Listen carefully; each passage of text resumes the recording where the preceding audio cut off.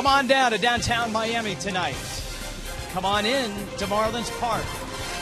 The Rays are in town. Back to interleague play. Tampa Bay and Miami, first of 3.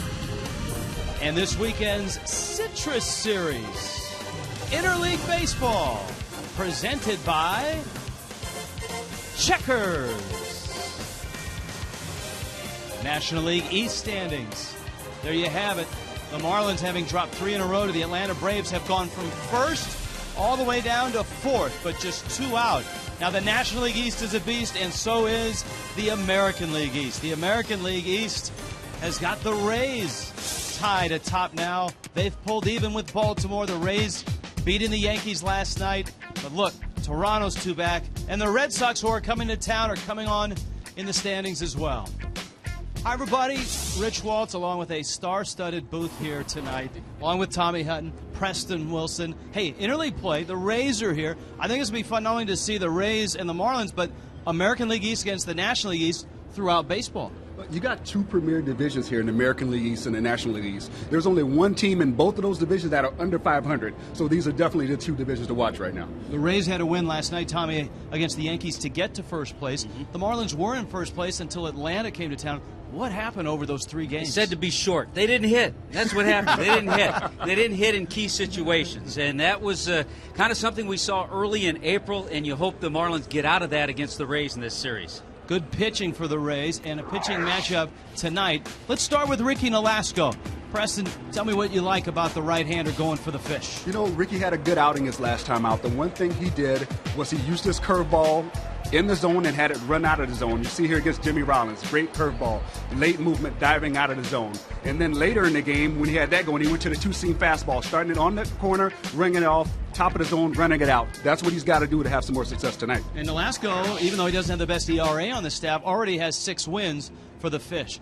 It'd be hard-pressed in this Rays rotation to pick one guy. I know David Price is at 8 wins, but Jeremy Hellickson has had a whale of a year as well. You know, he was Rookie of the Year last year, and then he started this season. His first 8 starts, he went 4-0. This is a young guy. He's 25. He's a strikeout guy, a strikeout-type pitcher. ERA is 6th in the American League, 2.69. And how about this? When runners are in scoring position, hitters are hitting 119 against Jeremy Hellickson. It's a staff of strikeout guys for the Rays. The Rays hit town, a 3-game series, and it starts tonight. Joe Madden and his shifty defense. The first-place Rays, the Marlins would like to get back there, and it all starts tonight.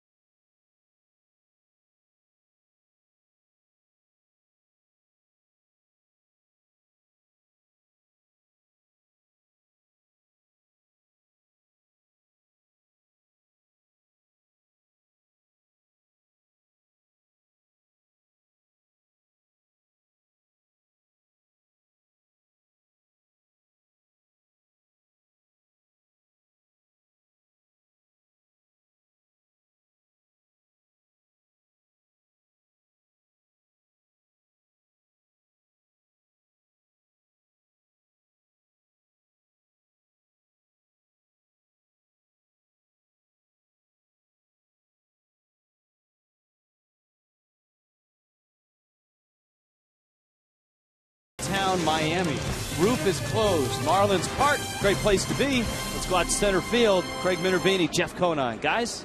Thank you, Rich. Good evening again, everybody, with Jeff Conine. We'll see you after the game as well. But right now I want to talk about the roster moves that the Marlins made. We intimated last night on the postgame, you never know, it could be more than one move. And there was. The Marlins made two moves. A couple of guys going down, a couple of guys joining the club. Yeah, Brian Peterson and Dan Jennings got sent out last night, leaving only Randy Choda's the only left-hander in the Marlins bullpen. But coming back up, Austin Kearns, who was red hot when he went on the DL 15 days ago, and Sandy Rosario, who's a top-of-the-line pitching prospect that has been throwing very well for New Orleans Zephyrs. Austin Kearns, a big factor for the Marlins. They want him to continue that, especially help that bottom 3 or 4 in the lineup, which has been lacking for the Marlins. Yeah, you see his average up there, 375 right now, going off of a very hot 2 or 3 games that he had coming off the bench. So Ozzie had to play him. He was hitting so well he had to play him. So it was unfortunate he went down. All right, it was a great camp, too. They got Austin Kearns to get a lot of attention from the Marlins, and he made the team with an outstanding spring, especially the second half of spring, and he's continued it on. More ahead here. Game 1 of the series is coming up. Niner and I will see you for Marlins Live postgame presented by Checkers after the game. But first, Game 1 of this 3-game series. See if the Marlins get a home win here in the stand after being swept by Atlanta. The Citrus Series starts next.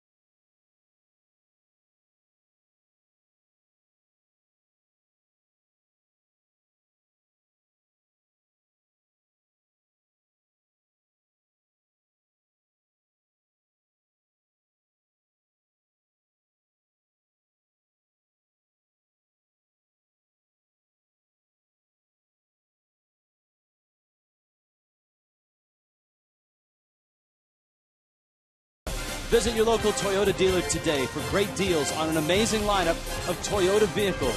Toyota, moving forward. By AT&T, the nation's largest 4G network. AT&T, rethink possible. And by Papa John's. Right now, Papa John's. Get any large pizza, even specialties, for only $12. Come on inside Marlins Park as the Fish get ready to take on the Tampa Bay Rays. The Rays come in at 32-25, tied for first in the American League East. They have patched it together without Evan Longoria. This is Joe Madden's lineup. Will Rhymes back in the lineup at third base. Desmond Jennings in left field. Matt Joyce is on a nice little run right now. So is B.J. Upton, who hits cleanup. Ben Zobrist at second. Rays are trying to get Carlos Pena on track. Jose Lobaton is the catcher. Sean Rodriguez is out at short, and the very talented, as Tommy pointed out, Rookie of the Year last year in the American League, Jeremy Hellickson hits ninth. It's time for Ricky Nolasco to see what he can do against the Tampa Bay Rays. He's really struggled against the Rays in his 5 career starts, just 2-3, but an ERA over 8.51. And he's also struggled somewhat at home. Pitching here at Marlins Park in his 5 starts, opposing batters are hitting over 300 against Ricky. So he's coming off a win in Philadelphia, went 7 innings against the Phillies. He'd like to continue it, put together a nice little win streak. And the Marlins taking on a Rays team certainly built right now around their starting rotation. Strikeout pitchers, they don't score a lot of runs, but somehow Joe Madden, Dave Martinez, and the rest have been able to get themselves in first place, Preston. Well, I'll tell you what, talking to these guys down around the batting cage in BP, the one thing I know is they are having fun.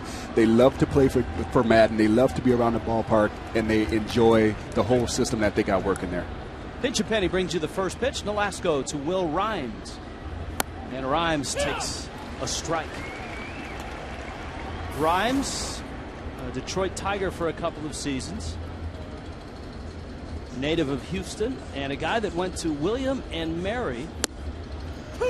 His high school teammate is Rays pitcher Jeff Neiman, who's on the disabled list with a fractured leg. Rhymes is a perfect example to what Preston was talking about. The Rays have a way of putting guys together like a Will Rhymes. And it's a tribute to their scouting, to their organization. Maybe guys who've had spot appearances with other clubs, played a little bit in the minor leagues, but they come to Tampa Bay and they fit in. He's eaten up right-handed pitching this year. He's hitting .367 against righties. Pulls a ground ball. That's Greg Dobbs over there, and he flips to Nolasco, who gets there in time. Cleveland Clinic brings you the defense. Hunt, a little bit different look for the Fish tonight. A couple of changes. We'll check in on that Marlins defense. There's Austin Kearns off the disabled list. He gets himself in the lineup in left. Coughlin moves over to play center, and Giancarlo's in right. No change on the left side. Omar Infante, you saw Greg Dobbs at first, and John Buck is behind the plate. Ozzie Guillen, Joey Cora, the Marlins stifled, to say the very least, by the Atlanta Braves. 3 runs, 16 hits in the 3 losses to the Braves. And here is Desmond Jennings. Cracks a ground ball out Reyes' way. And a quick throw to first. Nolasco has 2 quick outs. We know a lot of teams have a habit of jumping on him jumping on him early because they know he likes to throw that quick first pitch strike. And, we saw a couple starts ago where he actually started wasting pitches. The first pitch kind of staying out of the zone a little bit because teams were jumping on him a little bit. Yeah, we talk a lot about that. Ricky being a strike thrower. And first inning has been an issue for Nolasco at times. And so I guess you put 1 and 1 together, and you guys are both right there. Here's Joyce. Matt Joyce, in the absence of Longoria, Joyce has been in the middle of that lineup. The Rays haven't been getting a whole lot of production out of the 3-4 spots in their lineup. Nolasco splits the plate with a fastball for a strike. Marlins have their issues at the bottom of the lineup. The Rays kind of have their issues around this part of the lineup. Anytime you don't have a Longoria, it's hard to replace that. He's an all-star guy. He's a guy who does so much for your team, not only what he does on the field, but he's an emotional lift because of the intensity that he brings to the ball club every time he steps out there. As you saw in Marlins Live, Longoria with the ball club, rehabbing, and the Rays are hopeful to have him back in about 10 days, which for the Marlins means they won't get a chance to see one of the premier players in baseball. I don't think they'll be too upset about that.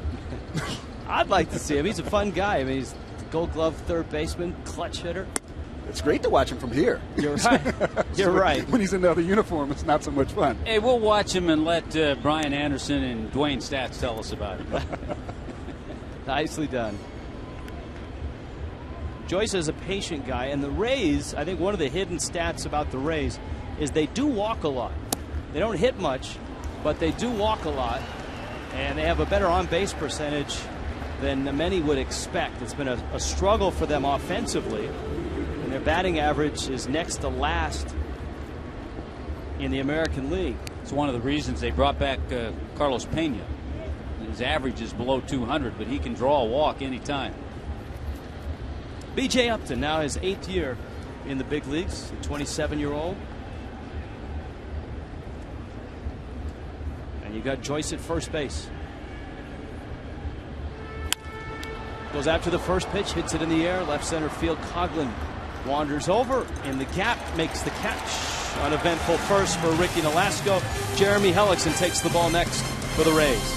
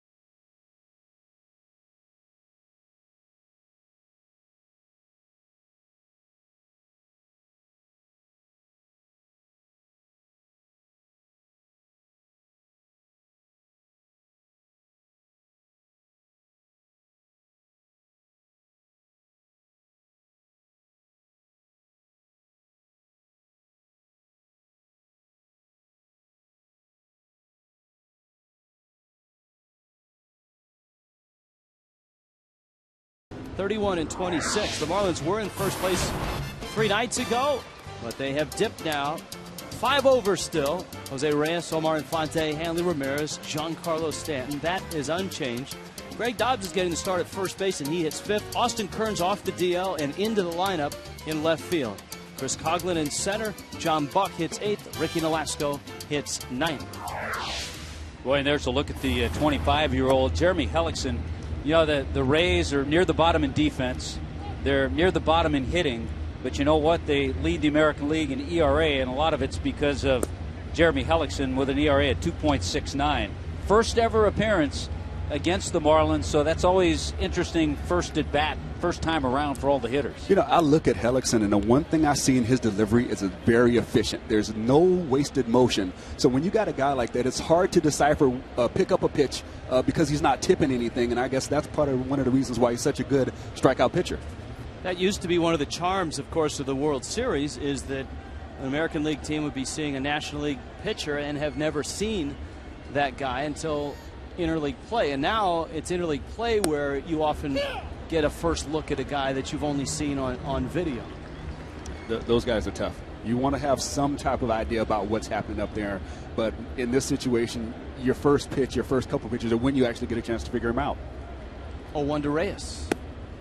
There's an off-speed pitch. Changeup misses down low. It's 1-1. Now Reyes has never faced the Rays ever.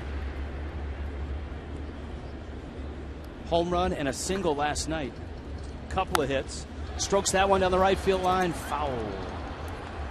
Another off-speed pitch. Another changeup that Hellickson left up, and that counts 1-2. That's, as you could say, his pitch. That's his out pitch. He goes to that changeup a lot. The Rays got in early in the morning after the win last night.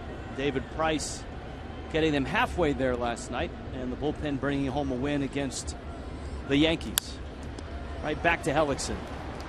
And he'll flip to first. Reyes is out. Let's scout the 25-year-old out of Des Moines. Check on that scouting report brought to you by Coventry Healthcare. Yes, the American League Rookie of the Year last year. As Preston was saying, nice repeatable, very easy delivery. And the changeup, that's his out pitch. He'll feature a breaking ball along with the fastball, but his go-to pitch is that change. Omar Infante climbs in. Now Infante checks in a 300 hitter, but barely. And that'll help the average. He smacks it into center field. Omar, the last couple of weeks, has not been the same hitter that the Marlins saw in the first 2 months of the season. But a liner into center field. He barreled the ball up last night as well. Maybe that's a good sign. He didn't like that barely comment. He had a line drive single and a line drive out last night, so maybe he's coming out of it. Here's Hanley Ramirez now.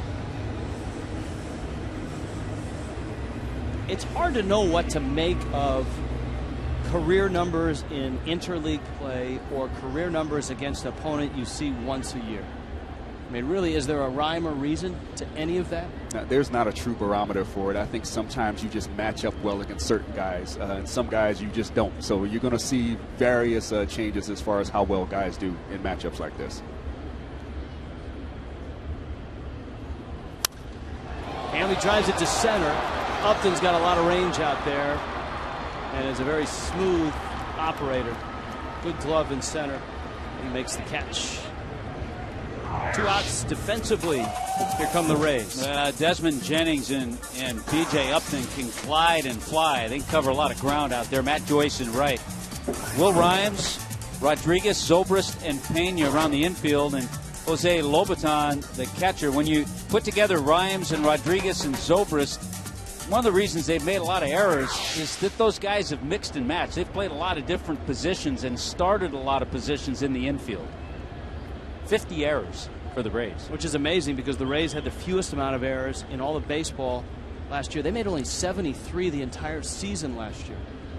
That's a great year for your defense, but Tommy reached on a great point. They do have some guys that are playing a few different positions than they normally do. Hellickson to the plate, and he bounces one up there. Giancarlo Stanton now. Stanton homering last night. A reviewable home run. I believe that was the first video review in Marlins Park history. I believe you're right. And it went in the Marlins' favor.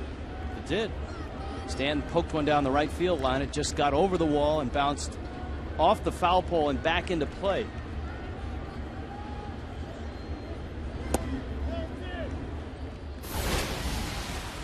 Here's a look at last night's homer.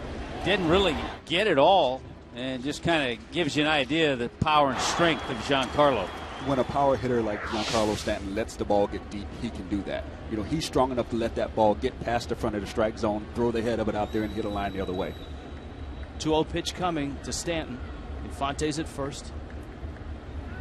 Hellickson misses down low. We were very anxious to see what kind of shifts the Rays would have against guys like Stanton, Morrison, and some of the other Marlin hitters. This is the shift that Joe Madden has, and he's kind of the doctor and the master of the defensive shift. Yeah, he has the shortstop way over in the hole. What's a 2-0 changeup tell you about their thought process pitching to Stanton?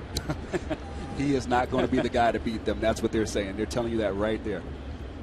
See if he's green light and gets a good pitch. 3-0. Nope, it's way outside. And so Hellickson has given up a hit to Infante, a walk to Stanton, and now here comes Dobbs. It's almost as if Ozzie Guillen has been holding open auditions for the number 5 spot in the Marlins order. And when Dobbs has been there, he's actually been pretty productive. When somebody gets in that spot and takes charge, all of a sudden you'll see Stanton getting a few more pitches to hit. Yeah, and I think Dobbs is so valuable off the bench that Ozzie hates to use him that much in a starting role. But I do like seeing him out there because he's another one of those guys that brings that fire, he brings that intensity, and it's infectious to the ball club, how he plays. Dobbs stands in. We're just underway. Rays, Marlins. Hellickson misses. And I think a statement by Ozzie Guillen with the state of his lineup in that he's got his 2 best bench players in the lineup with Dobbs, and right behind him is Austin Kearns. But I tell you, though, the 2 guys that came up, Solano and Reggiano, they've definitely given Ozzie some confidence in having someone else to put in those roles because those guys threw out some great at-bats in the past few games.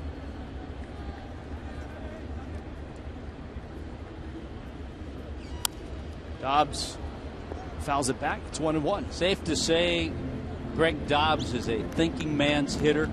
Oh, absolutely. You know, he has an idea of what he's going up there against. He really does a good job of studying the pitchers and their tendencies, and he also plays to the scoreboard with his bats. He understands they're going to pitch him differently when the game is tied or they're losing as opposed to when they're ahead or if the score is out of hand. He has a really good feel for the game. It's a great line. I hope I can expound on that after this pitch.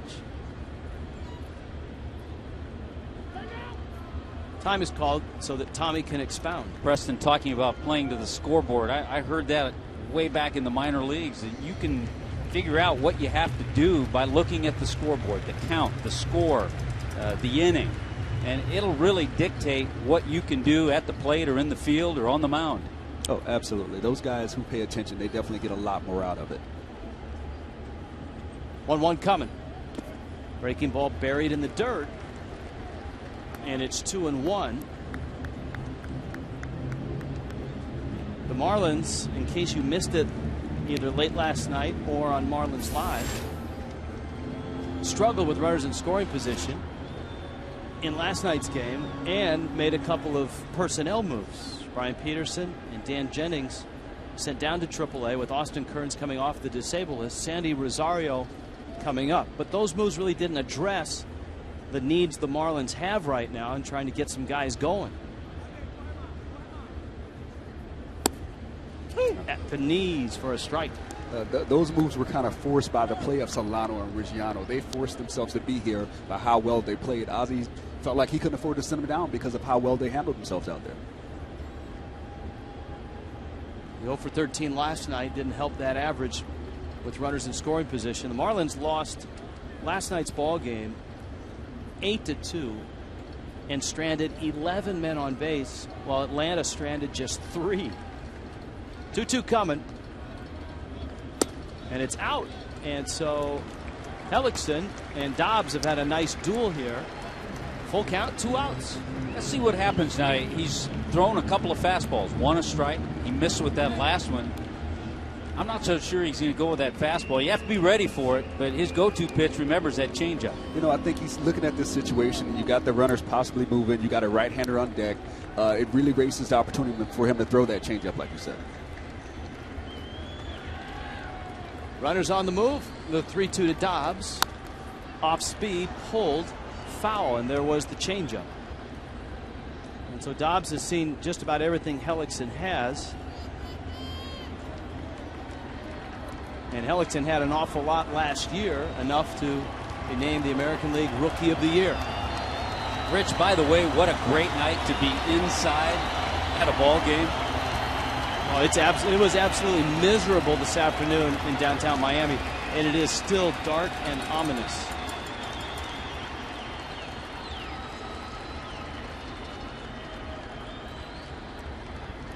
Three-two. High fastball, he elevated it, and Dobbs went after it. Marlins leave a couple scoreless.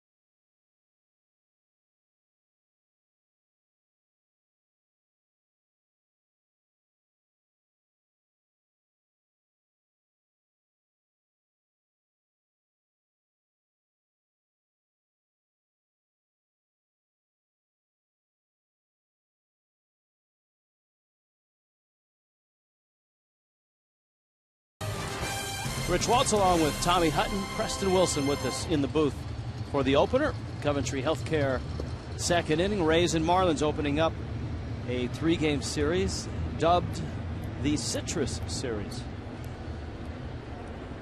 Ben Zobrist, Carlos Pena, and Jose Lobaton. Although this does not have certainly the rivalry or flavor of Yankees, Mets, or White Sox. Cubs, Giants, Athletics, Dodgers, Angels. Still, the Rays and the Marlins are 2 upper division teams right now. The Rays tied for first in the East. Even though the Marlins have dropped to 4th in the National League East, the Fish are still well over the 500 mark at 31-26. I'll tell you what's really interesting this weekend. The Nationals are playing the Red Sox. The Braves are playing Toronto. And, of course, the Mets are playing the Yankees. And the Philadelphia Phillies, they've got a matchup against an American League East team, the Orioles. Yeah, a week from now, it'll be interesting to compare and see which East is ahead in wins and losses. Velasco gets a strike on a foul ball off the bat of Ben Zobrist. Zobrist, the very versatile ball player, is at second base. Another guy that moves all over. He's started a lot of games in right field as well. Switch hitter and a ground ball. Fonte waits for Dobbs to get there. Fires to first. Now, with Father's Day coming up next weekend, the home run challenge is here. And in today's game, we are actually participating in the Home Run Challenge. Every home run in this game will raise $11,000 for prostate cancer research, and you can help by making a pledge. 800-798-CURE, 800-798-2873, or go online to pcf.org.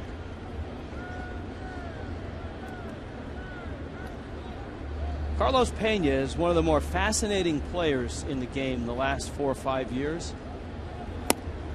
And he brings an awful lot. He's a Gold Glover. He's a guy that has a lot of power, strikes out a lot, and walks a lot. We were talking about guys that walk 100 times, and we were telling how many times Mike Schmidt did that in his career. Well, Pena's done that as well. The other thing that Pena's done is go 4 for 8 with a couple of home runs against Ricky. I was going to mix that in. You forgot to mention that. I was going to mix that in subtly. Anytime you go 4 for 8 with a couple of home runs, there's nothing subtle about that. He's a guy, we've talked about how Joe Madden has changed around defenses, put guys different positions. Joe Madden had Carlos Pena lead off 10 different games. And this is his second go-round with the Rays. He was an all-star with them in 2009. Of course, did not have the best of years with the Cubs. And he, much like Matt Joyce, is a guy that's patient, will work the count, and he is aboard. You almost have to dismiss his batting average and just look at home runs, RBIs, and walks with him. Well, you know, he's found a way to work around the deficiencies he's had as far as batting average. He does a lot of other things. He gets on base, plays great defense, and he's made himself invaluable to the team, even though he's hitting under 200. And the Rays have been able to draw 2 walks against Ricky Nolasco, and that's like pulling teeth. Getting a base on ball from Ricky Nolasco, who prides himself in not walking hitters. No, Ricky came in to the game tonight, 68 to third innings, with just 18 walks. Lobaton, the 27-year-old Venezuelan. Long time in the minor leagues before getting a chance to play in the big leagues.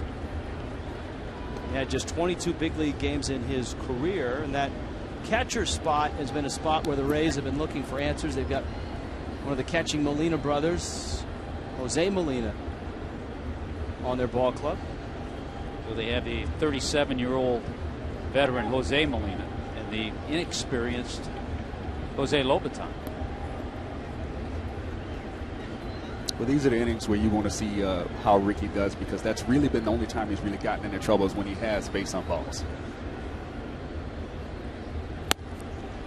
1-1 pitch is a strike. It's 1-2. And as we've seen Ricky over the years, he's always been one of those guys, when he gets in a groove, he gets in a nice groove.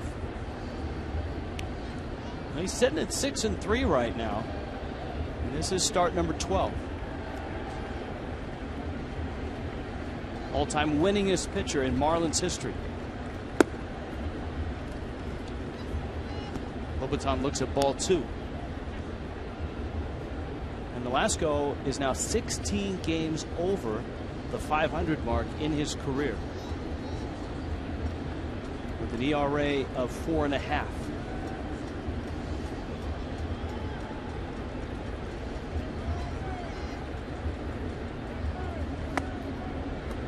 He's missed with 2 breaking balls here, and it's 3-2.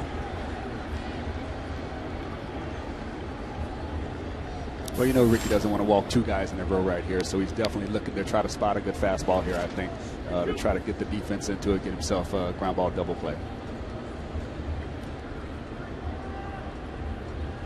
Let's see if Joe Madden's thinking that way, and he starts Pena. Nolasco set. Runner goes. There's the ground ball, and it's by Dobbs, and it's down the line. Stopping at second was Pena. Stanton in the corner trying to fish it out. Does. I don't know if Pena was deked or just lost track of his base coach and the ball at the same time. But whatever happened at second base probably prevented Pena from scoring. This ball hit pretty well just by Dobbs coming off the bag. He dives toward the line and can't get it, can't knock it down. Long way for Stanton to go. I think Pena was deked a little bit. Also, he didn't pick up his third base coach, Tom Foley. Tom, you can see definitely right there, mislocation big time. That ball was supposed to be on the outer third of the plate, and it ended up being more towards the inner third and got pulled down the line for a double. And now Nolasco with one out as Sean Rodriguez up there.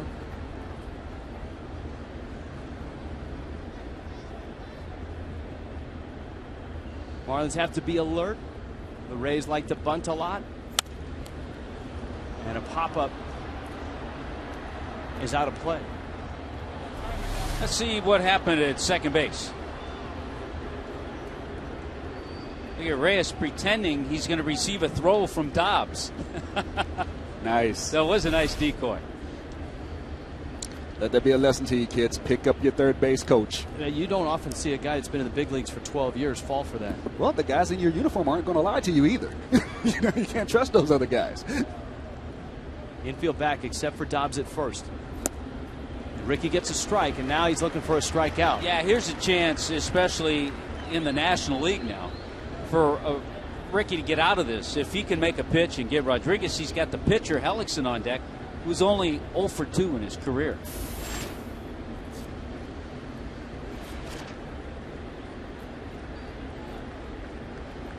He's 0-2 on the Rays shortstop.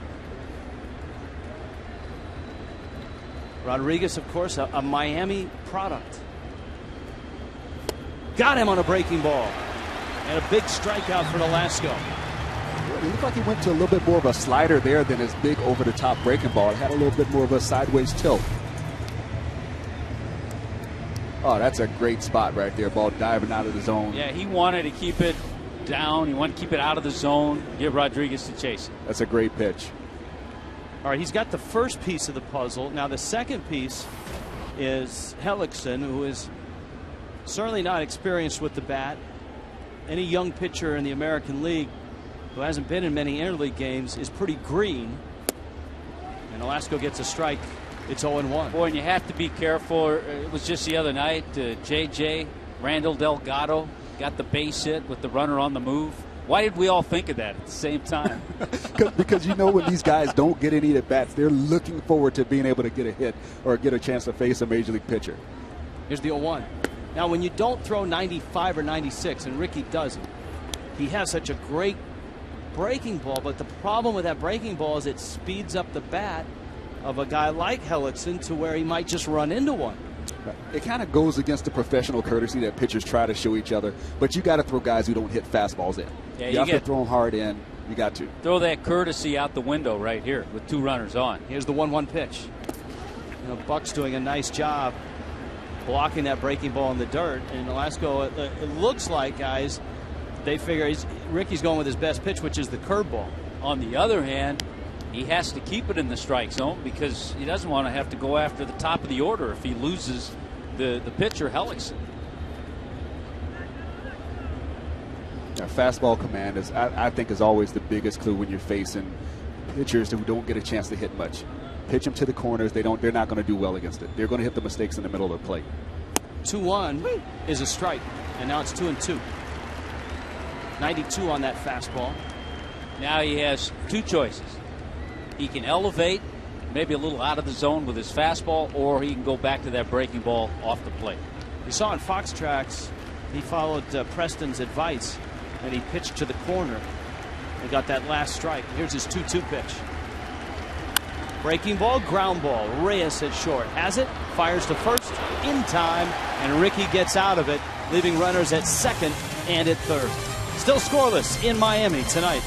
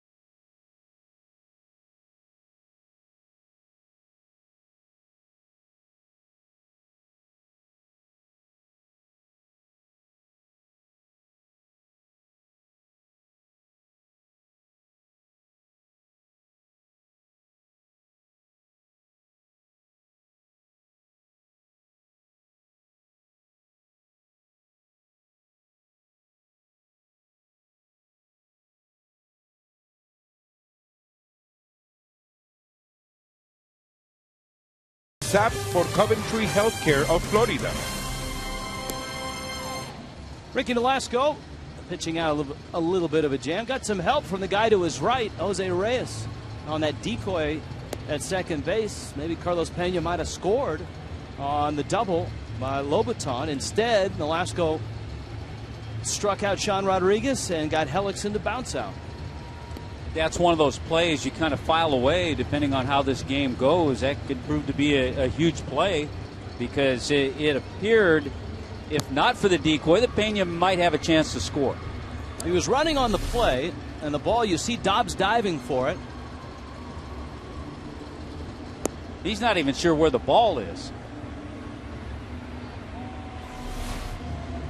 And as Preston mentioned, got to pick up that third base coach. Got to. One of the staples they tell you in base running, when you got a ball, you're leaving first base. About 3 or 4 steps before you get to second base, if there's no play at second, you pick up your third base coach. He's going to tell you what to do, and you pick him up after you round the bag. Carlos Pena did neither in that situation. This, of course, the first of a 3-game series and the first of a 12-game stretch in which the Miami Marlins will play the Rays and the Red Sox. Red Sox are coming in here on Monday for a 3-game series. The Marlins go to St. Pete for 3 with the Rays and then go to Boston for 3 with Boston. We told you we'd keep you up to date on all the National League East versus American League East games. And right now in Baltimore, the Phillies are taking out their frustrations on the Orioles. 7-0 Phillies, bottom of the 2nd inning. That's a Joe Blanton start for the Fightins. Fontenot has homered. Victorino has a couple of hits and 3 RBIs already. Jim Thome DHing, 2 for 2 with an RBI. Austin Kearns, and he takes a strike. And it's 1-1. And of course, the Marlins, once they leave Marlins Park and head to St. Pete and head to Boston, will be looking to, I don't know if they would add a bat, but certainly things change because a Kearns or a Dobbs can become a designated hitter in that game. Yeah, we saw a little bit of that in Cleveland for that series against the Indians. And Ozzie, he doesn't have one set DH. He'll kind of maneuver it around and give a guy a day off maybe. Kearns takes a strike. Kearns saw plenty of at-bats in his rehab stint in the minor leagues, coming back from the hamstring pull. In fact, one too many because he got popped on the elbow in one of those games. That's always the worst. You go down, you're trying to get out of there, you know you got like a game or so left, and you just want to get out of there healthy, and you get lined up by a pitcher trying to hit you with a fastball or something. It's just one of those things where you go, let me get out of here. I'm going back to the big leagues, guys. Let nothing happen. Kearns strikes out. There's 1 out. And Rich, by the way, in that series, I was just looking in Cleveland, Hanley DH one night, Lomo DH the game, and Stanton DH the game. A lot of National League managers, when they're playing in an American League park, as Coughlin stands in, will use the designated hitter as a chance to give somebody a night off, which kind of speaks to how some people view the job of a designated hitter. The problem is, as Coughlin takes a strike, it's not that easy.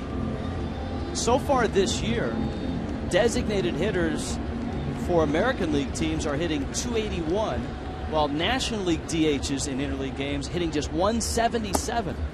So it's a role, Preston, that you have to really grow accustomed to, isn't it? You almost have to be more of a pinch hitter to be more accustomed to that role, because if you're an everyday player in the National League, you go out there, you got the defensive plays in between your at-bats. When you're doing the DH, you got just all kinds of time to think about those at-bats. So it can really, I've seen guys take all kinds of time and be running around in the cage trying to get swings in, and it works against them. Coughlin bounces out. This copyrighted telecast presented by the authority of the Miami Marlins may not be reproduced, retransmitted in any form, and the accounts and descriptions of this game may not be disseminated without the express written consent of the Miami Marlins. Did you ever get to DH? in any interleague games? No, my managers were smart enough to realize that if I wasn't playing, they needed to sit me down on the bench, because I was one of those guys that I love the action, I love to be playing, and if I had too much time in between at bats, I'm just in there tinkering, hitting off the tee, thinking about what they're throwing me. I was a mess. Absolute It would be mess. like, I guarantee there's no way Charlie Manuel's ever going to DH Victorino. No, the kinetic energy of that guy, that would not work in that role. Here's Buck now, and the struggles of John Buck have been well chronicled. A long one-fer turned into a two-fer. But if you look at his last, say, 3 ball games, 7 at-bats, 2 hits, 2 walks, which is daylight at the end of a long, dark tunnel for a guy like Buck. Well, Buck is in a situation now where he has to start accepting small victories. It's been a rough stretch, so now you have to start saying, okay, I got the pitch that I wanted. I put a good swing on it. I hit the ball on the screws. I got to a good hitter's count. He has to start looking for small victories and building from there, and that's where the success is going to start coming back. He can't try to get it back all at once. With his time in the American League, it's a ball club he's hit 10 home runs against. Of course, he was an all-star in the American League, and he hooks that one foul. Yeah, that all-star season in 2010, he hit 20 home runs at 281.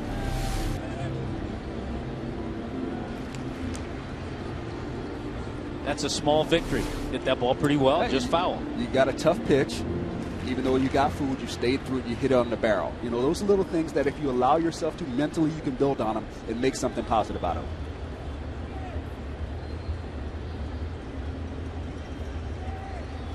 1-2. You can see Lobaton put the glove up. I like that in a catcher better than the catcher that kind of crouches and stands up. Yeah, and you can also see what Hellickson likes to do. And obviously the guys on the bench, they're watching. He uses that changeup, but then he also likes to climb the ladder a little bit with the fastball. That's how he struck Dobbs out to finish the first. Buck hits it to left field. That's deep. Back goes Jennings. Reaches. It's off his glove. It's off the wall. And Buck pulls in, not with a small victory, but with a rather large double. I guarantee the first thing that went through John Buck's mind is that I can't believe he didn't catch it. Because he's hit some balls pretty hard over the last couple of weeks that have been caught, that have been run down. Bourne ran one down. I guarantee he said, I can't believe he didn't make that play. That's just how amazing this game is. And it almost looked like he thought he caught it when the ball went off his glove there at the end. Man, that's close. That when you're in that stage, yeah, you're right. Everything that's hit close, you almost start assuming it to go the wrong way. But it went the right way now, and hopefully John Buck can get some things going his way. Well, you hope that's the case, yeah. Here's Nolasco, and Ricky's helped himself this year. He's knocked in 3 runs, 4 for 23. Might have to credit the Clevelander a little bit for that missed catch. Without a doubt. I don't think Desmond Jennings has seen anything quite like the Clevelander in a ballpark coming up in the minor leagues or in the American League in his brief career. He's just a 25-year-old and a good-looking young player. Well, I think there's a stat that says Marlins Park leads in hits in that area towards left field in the major leagues. Here's the 0-1. Yes. Well, we identified that early as no swing, and it's 1-1, and that's why we've installed camera 12. So you think he had his eye on the ball, or I'll leave it at that. Yeah, we'll never know. Yeah, he just did not catch the ball. Ball and a strike to Nolasco. Reyes is on deck. So Ricky has seen the breaking ball from Hellickson.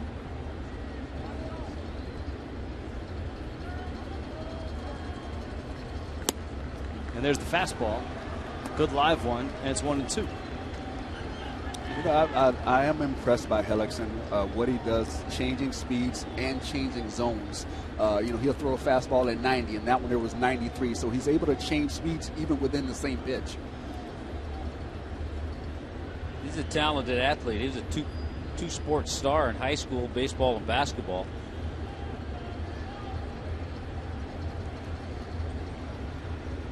Had a chance to go to the University of Iowa and play both.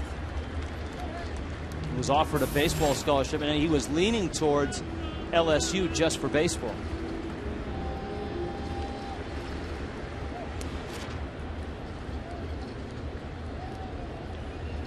See if he elevates that fastball again after showing Ricky the breaking ball.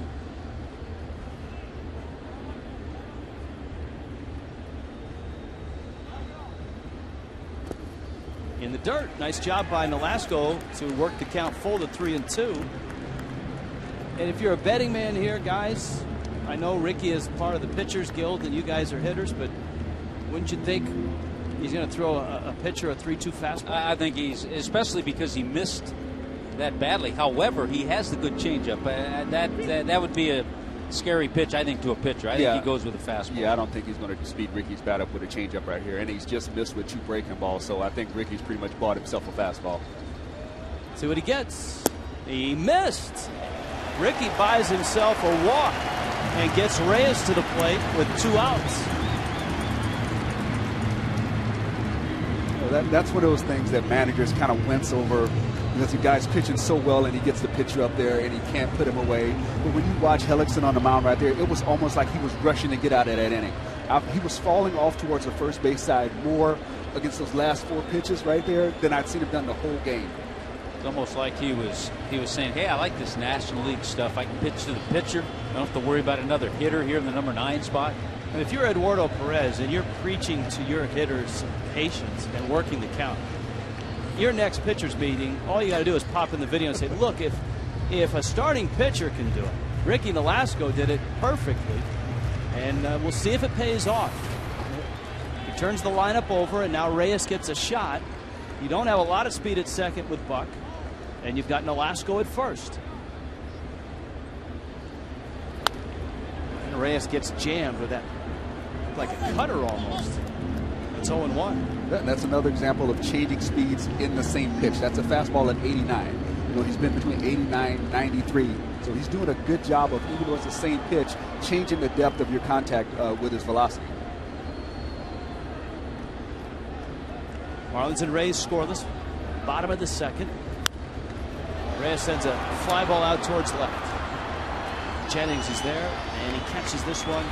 Marlins left 2 in the first, left 2 in the second. Apparently camera 12 didn't bother Jennings on that one.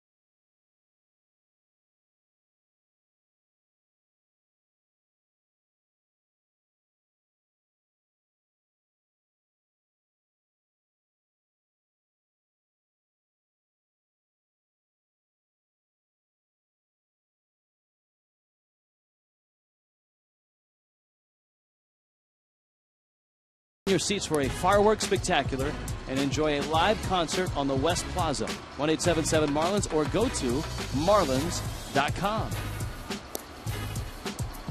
Scoreless here in the third. We keep an eye on the other matchups between the National League East and the American League East. We told you that the Phillies were off to a 7-0 start. That's now a 7-3 game in the bottom of the second inning.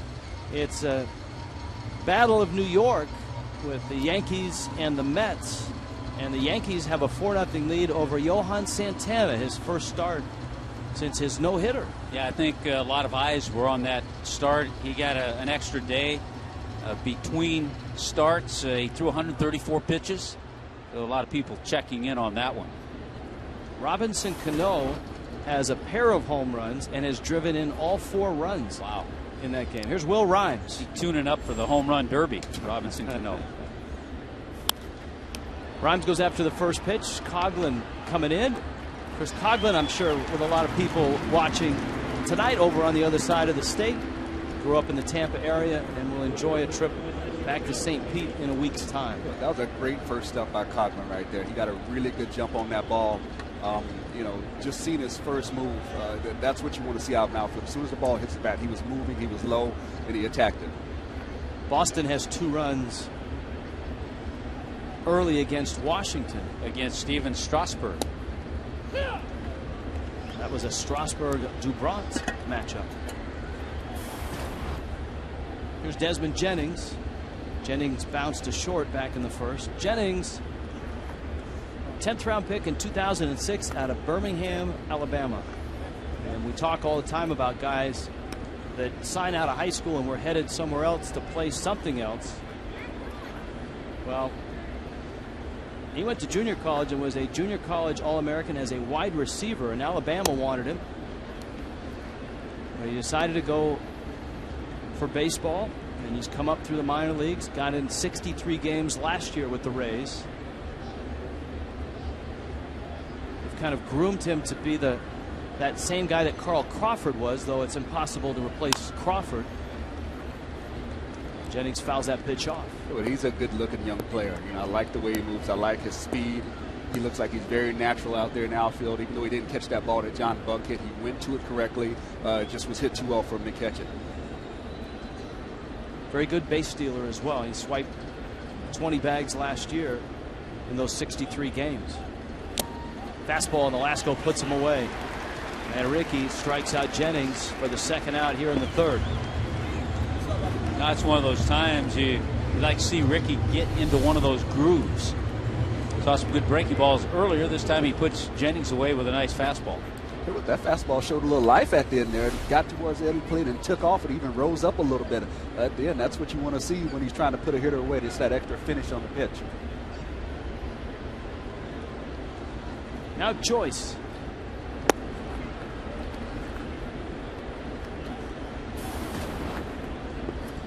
Joyce out of the Tampa area.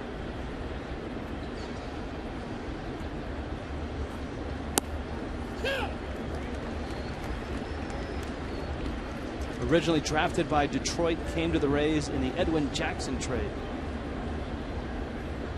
And very quietly had a terrific season last year. In fact, was an all-star, a quiet all-star. Not a lot of written about him. Kearns really showing the effects of the hamstring injury. Could not get to that ball down the left field line. He was not running well at all, guys. And just watching him first step and following this ball, he looks like a guy with a bad hamstring. Yeah, it's a ball with a lot of hang time.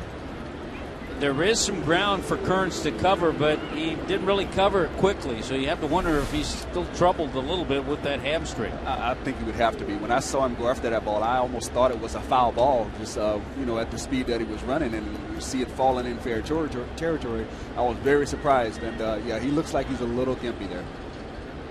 Now B.J. Upton, who flied out back in the first. And he goes after a breaking ball. It's 0-1. What a family, the Uptons. The younger brother Justin out in Arizona. Great talent in that family. I actually got the opportunity to meet their parents over the off season this past year. Dad's a great man. Got to meet mom's. Really nice family. So you know, good to see good family, good ball players, and you know they come from good roots. Now his dad is Bossman Senior, right? Absolutely. And yes. BJ stands for Bossman Junior. Yes. Yes, they were doing like an urban little league thing that they were doing in the area where they're from in Central Florida, and you know, doing really well, getting a lot of kids interested in playing baseball, and they really love the game. Hooks a ground ball into left field. Kearns won't be able to get much on that either, and the Rays have scored a run. B.J. Upton with a single, and that came after the bloop double off the bat of Matt Joyce.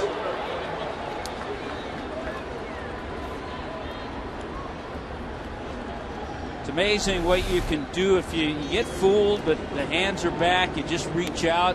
Upton was able to sneak it through the left side. That was a run all the way, but really you think about it, a run that the Rays shouldn't have had a chance to drive in. It's also that plays a lot closer if Kearns can attack that ground ball and get to a lot quicker. That makes the decision for the third base coach to not send him or send him a lot harder. Upton might not be at first base very long. He's not running, and Nolasco, the changeup misses. I think Preston also, in this ballpark, a little lack of speed becomes very evident in the outfield. You get exposed, don't you? Yeah. The gaps are so big that you really have to charge the ball hard, and that in itself means more than your arm strength, because how quickly you get to the ball really decides what the base coach does as far as whether him sending you or not sending you. Which makes a guy like Bonifacio valuable in that he has that burst, and he's the ability to charge a ball like an infielder, because he is an infielder. I played with a guy named Jay Payton. Jay Payton didn't throw really well, but one thing he did was he charged the ball very well. He got to it quickly, and even though he didn't throw well, a lot of coaches would shut runners down because of how quickly he got to the ball. Played with him in Denver, didn't you? Yes. Yeah. Good player. Very fundamentally sound player, Jay Payton. I think now that the Marlins are in this ballpark, as they build their outfield, you've got Stanton, and hopefully for the Marlins he's in right field for the next 10, 15 years. But in center field and left field, you got to put a premium on speed in those two positions, don't you? Boy, we saw in the Atlanta series with Constanza and Bourne, those two speeds are out there, and the Rays have a similar mix with the speed they have in Jennings and Upton. They have to. Your left fielder at least has to be a decent or average runner. He can't be a below average runner simply because of the room that has to be covered out there. You don't want to put that type of burden on your center fielder. 2-0 pitch is a strike, and it's 2-1.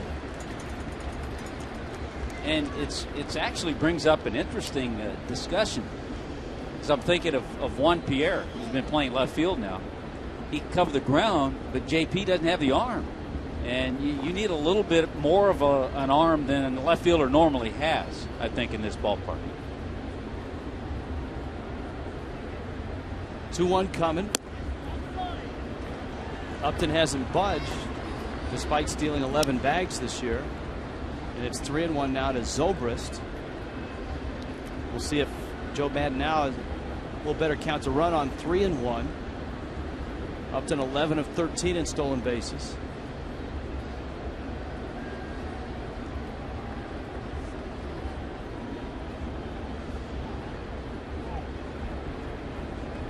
He's running, and the pitch is low and inside. And the Rays doing what they do best. They've scratched out a run. They've worked Nolasco now for 3 walks, 1 in each inning. And they have Ricky's pitch count over 50. Yeah, you got to kind of feel for Ricky right here, though, because, I think he honestly knows that in other situations he may not have given up a run right there. That ball down the line could have very easily been caught. Just unfortunate, his left fielder's got a bad hamstring. Now it's up to him to pull himself back together. And like you mentioned at the top of the show, manage the innings. Now, okay, the run is scored. Now he's got a couple of guys on. Now he still has to pitch to contact, to a pitch to get him a ground ball or something to get him out of the inning.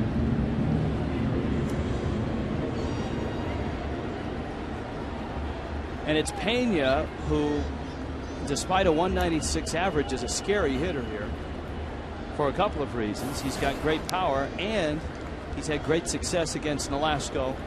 In a small sample size, he's 4 of 8, but 2 of those 4 hits have been home runs. You kind of throw out the window, too, that he's 7 for his last 62. Well, I think the one thing about Payne, though, is you know that he can be pitched to. He doesn't handle the fastball up in the zone well, and you can't fool him with breaking pitches. You just can't leave that fastball down out over the plate, because even when he's struggling, that pitch he can handle. Pena fouls that one back. It's always been a tough matchup for the Marlins. The Marlins are still on top in this series, 42-37 overall against Tampa Bay, but the last 4 years, 8-16. The Rays have had a pretty good edge.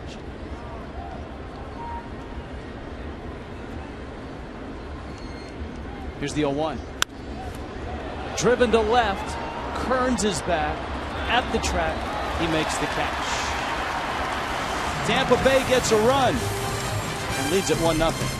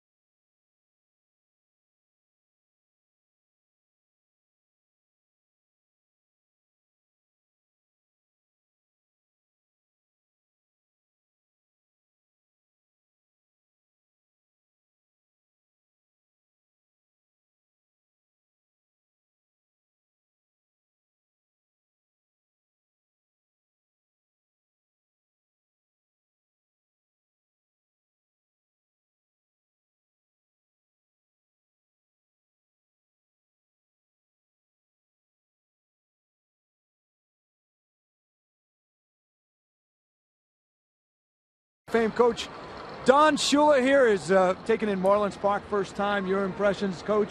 I was here on opening night, actually, so okay. I mean, they did everything right. This is a beautiful place, and it's good for Florida. People don't have to worry about a rain delay. They don't have to worry about a rain out.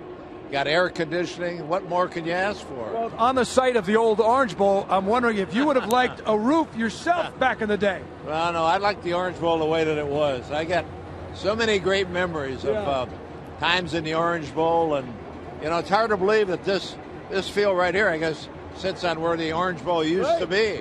Some of the great moments of your life, of your football career, on these very grounds. It's amazing, huh? It's unbelievable, and I just hope the Marlins now have the kind of success that we ended up having with the Dolphins, because the fans really got behind us, and we became their team. How about baseball? Did you ever play as a youngster? Did you like the sport? Did you have a favorite team? Oh, I loved it. You know, I played baseball, basketball, ran track, played football. But I had a favorite team. The Cleveland Indians were my favorite team. And I was only about 30 miles, my home, from Cleveland Stadium there on Lake Erie. Yeah. And so I would, one game they were playing the Red Sox, a doubleheader. They had 80,000 people in the stands. They had temporary fence out in the outfield. So I was lined up on general admission behind the fence in left field, you know, 10 yards from Ted Williams, in the back of Ted Williams. Did you get a foul ball or something? I'll tell you what, that was pretty, you know, I really remembered that. And, you know, that guy had to be one of the great hitters of all time. And to be that close to him was important to me. Yeah, it's great. And it's a great part of your childhood, too, rooting for a team, although you had some lean years there. Yeah, Cleveland's had some lean years, but they had some good years. You know, the years I talked about. Lou Boudreau was a playing manager, played shortstop and was a manager, and it was unbelievable what they did. So, it's great to see you, Coach, and hopefully the Dolphins can continue in your amazing tradition. It's always a wonderful pleasure to talk to you, Coach. I think they're headed in the right direction. I was very pleased with, you know, the rookie quarterback that they drafted. He hasn't played a lot of quarterback, but he's a good athlete, and he's got a lot of things going for him. So I just hope that they take their time with him and give him a chance to develop. But I think they're, you know, with him now, they've got a chance to be a lot better. All right, nobody any better than this, man. Thanks, Coach. Good to be with you. All-time winningest coach, NFL history, guys. Back to you. Boy, Coach sounds great, doesn't he? Oh, he does, and Infante's running great, too. He had that double out of the box. He was thinking 2 bases when he left home plate. Well, that's also part of this field playing so large in the gaps. He saw that the left fielder had to go towards center field for it, and he has to get off a perfect throw, get it off quickly to get him, and he did the right job by forcing that play. Good job going in the second there. And Jennings has a pretty good arm. Now the Marlins will try to get him over and get him in. Breaking ball misses down low. Lobaton knocked it down. You're talking about a Miami team that came into the week tied for first place in the National League East and scored just 3 runs and had just 16 hits in 3 games against Atlanta. Tonight, the Marlins have 3 hits and have not scored. They're down 1-0. But Infante's 2 for 2. Hanley flied to center, fairly deep center, his first time up. You got Hanley, then Giancarlo Stanton, and Greg Dobbs trying to get this run home. Even though Preston right here, Hanley's the number 3 hitter. He's a guy in your lineup that's a run producer. But what do you want him thinking here with a runner at second? You want him to hit the ball in the big part of the field in the gaps. That way it gives the runner a chance to move from second to third. Just because you're a big hitter, you're a third or fourth hitter in the lineup doesn't mean you don't do things to help the team in a situation like this. You need to do whatever you can to get that runner to third base. Infante at second. Hellickson's 1-1. And he misses outside. And even though Hanley hasn't been the Hanley overall that we've seen in the past few years, he is a past batting champion, so he knows how to handle the bat, and he can manipulate the bat to get a result to move that runner over. Infante now at 14 doubles. Giancarlo Stanton leads the club at 16. Hanley's got 14 as well.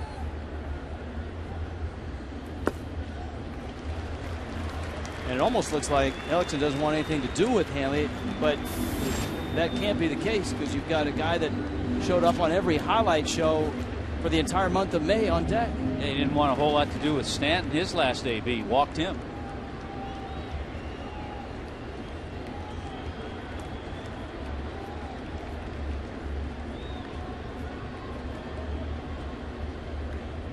See what he gets. 3-1.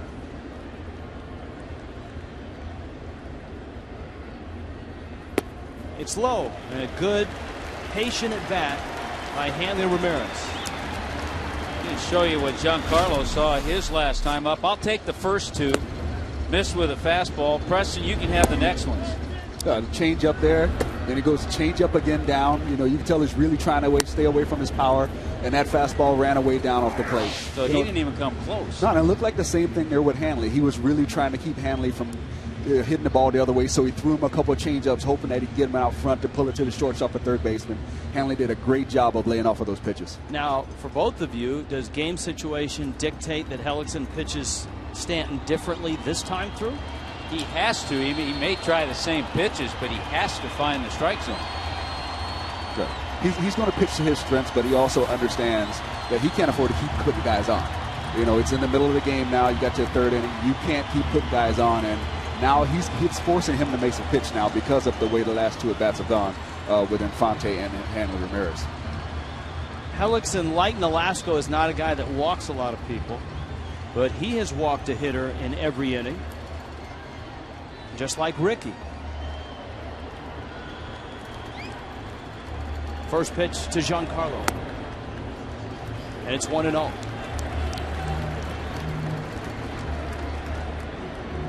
This is where I really see the improvement in Stanton, taking a pitch like that. But it really looks like he's understanding what he needs to do in certain situations.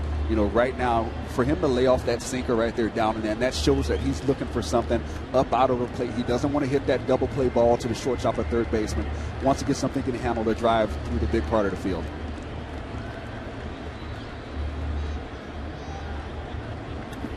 Hellickson looks all out of sorts right now, and it's 2-0. He choked off his changeup that time and really missed with it. Yeah, he threw a lawn dart right there. That one didn't quite make the mark.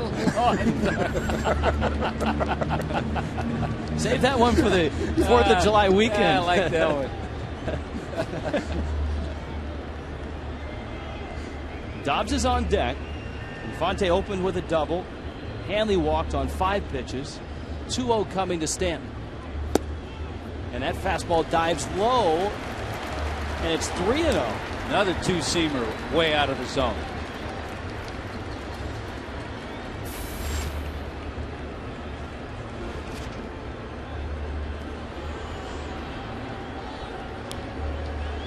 So it's 3-0.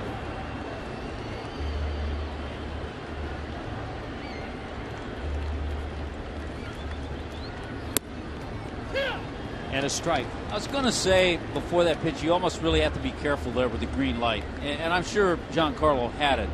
But because he's missed so badly to the last couple of hitters, I think he did the right thing and just took it all the way. I think that's a great take. You almost have to take there. And now he's still got to make 2 more pitches. And the way his bats have been going, I think he feels confident he'll get something here. You saw what he's done on this count.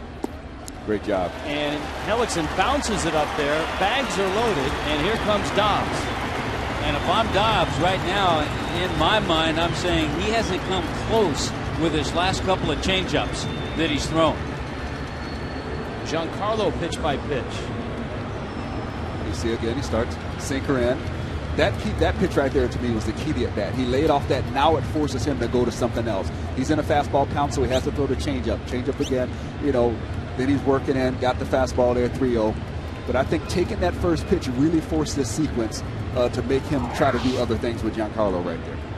And Greg Dobbs right here has got to be looking keyhole. This is one pitch, one spot you want to be ready to hit because you don't want to throw that cookie over there just to get it over, get me over fastball and you take it. But you want to look at one pitch, one spot right here. Bases loaded, nobody out. Bottom of the third. Dobbs is up, Hellickson ready, first pitch. Swing and a miss. And a good rip at it. Good pitch to hit, and that's one of those where I don't mind after a couple of walks a guy swinging at the first pitch because he knew what he was going to get. Absolutely. This situation, this guy, he can't afford to fall behind again. You got to look for that fastball dead red right there and take a rip at it. That was a good swing by Dobbs. Rays infield back except for Rhymes at third. He's even at the bag. 0-1. It's out. Ball and a strike. The inning opened with a hustle double by Omar Infante. Hanley walked on 5 pitches. Stanton walked on 5 pitches.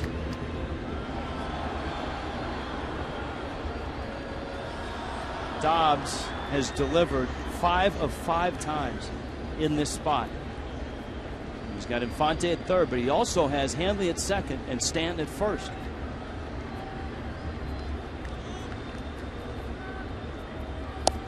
Down low, and it's 2-1. He's going to get that fastball again, I would think. Yeah, also a situation right here, though, I would say Stanton needs to be careful. Make sure he doesn't wander too far off because you don't want to bail him out of an inning right here by giving him a cheap out on the pickoff play with that first baseman creeping up behind you. I bet you Gary Thurman is reminding him that right now. Pena, a very good first baseman. Haven't seen enough of Lobaton to really know what he is all about behind the plate. 2-1 coming. He's thrown the fastball by Dobbs twice now.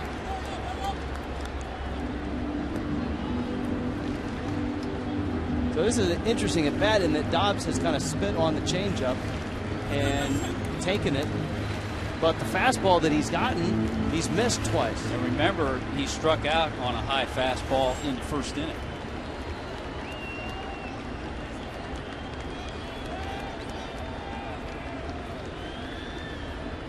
Here comes the 2-2.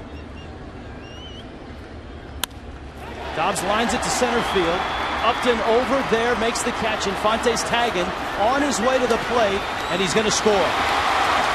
6 of 6 is Greg Dobbs with a runner at third and less than 2 outs and delivering that run.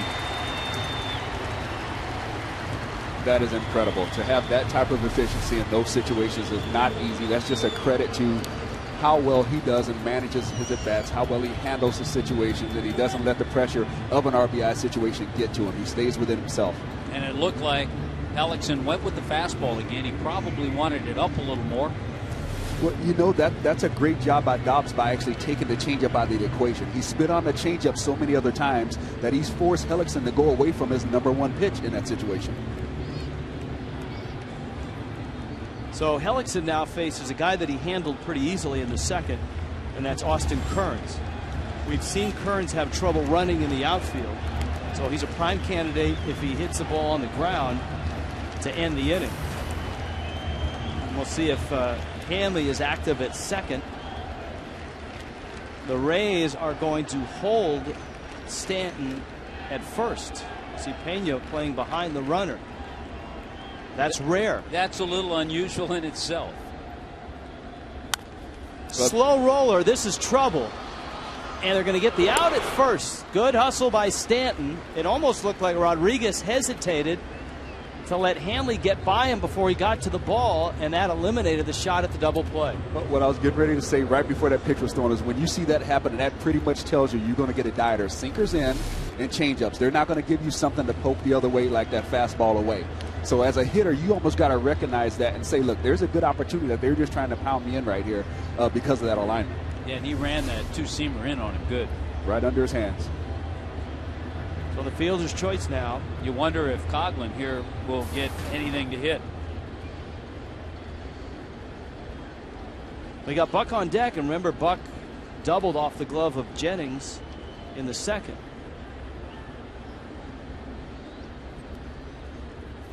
Numbers-wise, Tommy, I think if you play the percentages, you're right. You'd rather face the right-hander, but having watched Buck's at bats over the last 3 games. And a lot of times that's what advanced scouts are for. They'll say, hey, disregard the 164 batting average. The last 3 games, this guy swung the bat a lot better. Coughlin bounced to first, his only time up tonight. Hanley's at third, Stanton's at second. The other thing it does, and if you notice the first 2 pitches were changeups, with first base open, it's allowed Hellickson to, all right, let me get back into this pitch and see if I can get a feel for it. He's made 2 good pitches with the changeup. Yeah, this also to me shows me who is your play by the book managers and who is your see what's going on right now managers. You know, Joe Madden sees what's going on right now. He understands that Buck is swinging the bat well, so he wants to attack Coughlin. If he was a play by the book manager, then yeah, you do the okay, get rid of lefty, go after the righty. Coughlin fouls it back again. It's 0-2. Joe Madden never one to shy away from being innovative. He's the Bill Walsh of Major League Baseball. I heard you say that today. That's a great line. In my mind, he is. He's a guy that came into the game as a minor league catcher, came up in the Angels organization, was on Mike Scioscia's staff, got to handle the defense, and was really the first guy to dive into computers and spray charts and all of that. The 0-2. And when he started, guys, it wasn't like he had an iPad or a laptop or anything like that. He had to lug around an old computer around the American League back in the mid-90s. And he was one of the first to really start defensive shifts. Dave Martinez, I think, is going to be a very good manager who's next to him, the Rays bench coach. And Madden is unafraid. He's unconventional and unafraid. You know, he believes in what he does. There's evidence that shows that what he does is actually what's being played out there on the field. So, you know, kudos to him for believing in what he sees and what he does, because it works. Hellickson is going to get out of the rest of the inning after giving up just the 1 run. So after 3, Rays and Marlins 1 apiece.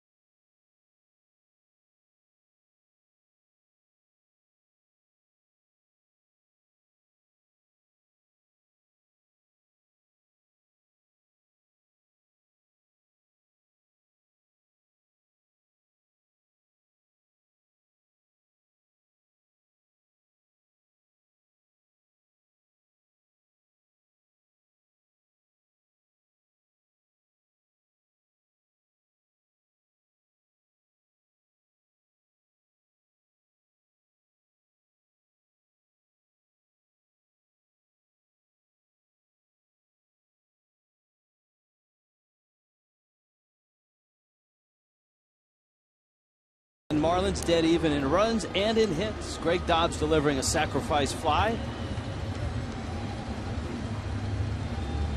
AT&T always presents our trivia question.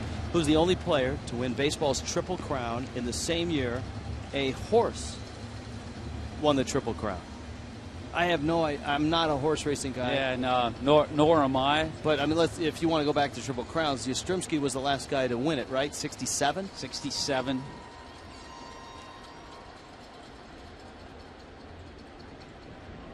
Secretariat was 73. Someone's feeding me this. I have no clue. How about Seabiscuit? Well, the horse, now help me out with the name, who had a chance to possibly win the Triple Crown is being pulled out of the race now, has an injury. Yeah, he pulled I'll have up, another. Yeah, pulled up a little. I'll have another, or I'll have another round. Put up a little tender. Yeah. I think he had another. Jose Lobaton takes outside. Late night at the stables. Lobaton had the double in what may turn out to be a big play in this ball game, depending on how this one turns out. And again, he rips one down the right field line. That's into the corner. And the big catcher is chugging towards second. He has a pair of doubles. He's 2 for 2. He was 6 for 22 on the season coming in. And he's 2 for 2. And now the Rays will try to get him over and get him in a 1-1 game in the fourth. Because if Rodriguez, who struck out his last time, is able to get him over, it does bring the pitcher up. But here's another tough one in interleague play. In a National League game with a National League pitcher, you would really think squeeze. But, boy, you've got an American League pitcher who doesn't get that many opportunities, who might not even know the squeeze sign. Rodriguez struck out back in the second. And Ricky misses inside. Now, Rodriguez is a Miami guy. His dad, Johnny, the manager of the Palm Beach Cardinals. And Johnny Rodriguez, one time in the Marlins organization in the minor leagues, used to talk to Johnny a lot up in Jupiter during spring training. Ricky gets a strike. Cholula brings you the spotlight player, Braddock High School. Named after Johnny's favorite actor, Sean Connery.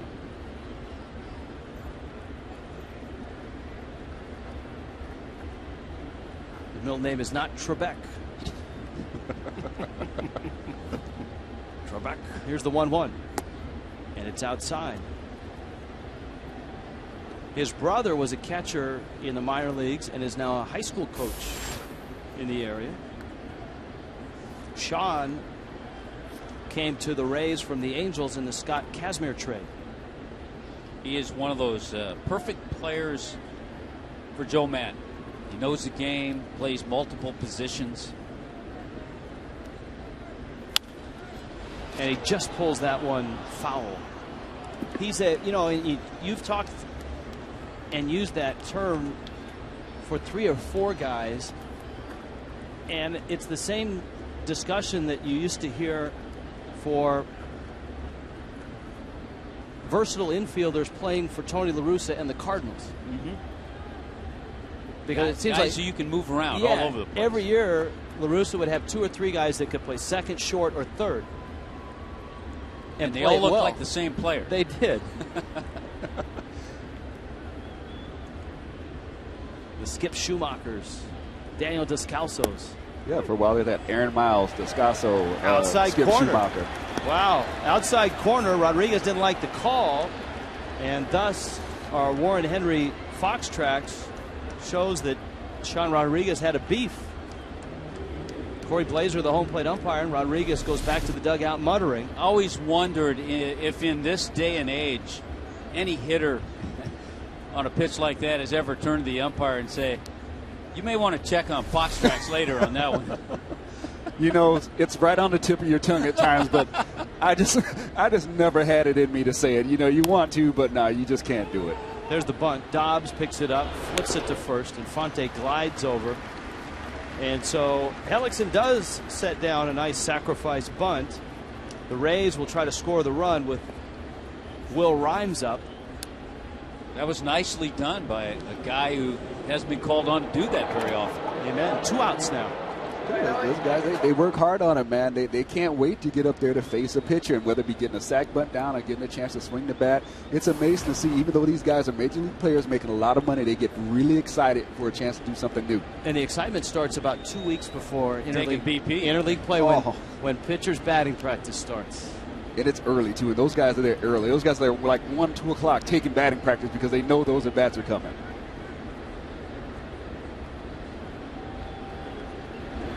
GMs and owners and managers are cringing, thinking about oblique pulls. Oh, anything. Oblique pulls, or, stretching the shoulder out because they're not used to releasing with the bat with one hand or something like that. Bone bruise on the hands.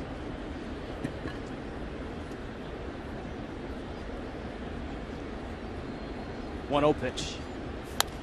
Off speed, ripped, foul. Gentleman stuck his hand out, and now it hurts, and says, you know what, I need that ball, and he got it. That's a nice job by the ball boy down there. Now he can add that to a bag of ice, and he'll be all right. Look at him. Look at the look on his face. Just don't rub it. He's like, it didn't hurt. No, it didn't hurt. It didn't hurt. I'm all right. But look who he gave the souvenir to. Oh, yeah. Well, that's why it didn't hurt. Here's the 1-1. Diving stop. Infante on his knees. Safe at first. And the Rays have a 2-1 lead. Omar Infante just wide on the throw. It brought Dobbs off the bag. It would have been a spectacular play. Instead, it's an RBI hit for Will Rhymes. Boy, and knowing Omar Infante, he is so upset that he made a wide throw because he loves perfection. He loves making that great play. And good play by Dobbs to go after it, but then get back to the bag. He was there. Throw was wide, and Rays get another run. It looked like Infante kind of stuck in the grass there a little bit when he was sliding, and it kind of looked like it threw off his timing trying to get the ball out. Liner to left. Kearns is back. Jennings lines out. Rays have a 2-1 lead headed to the bottom of the 4th, and we'll be back for more Marlins baseball after this sports injury prevention message from Cleveland Clinic, Florida.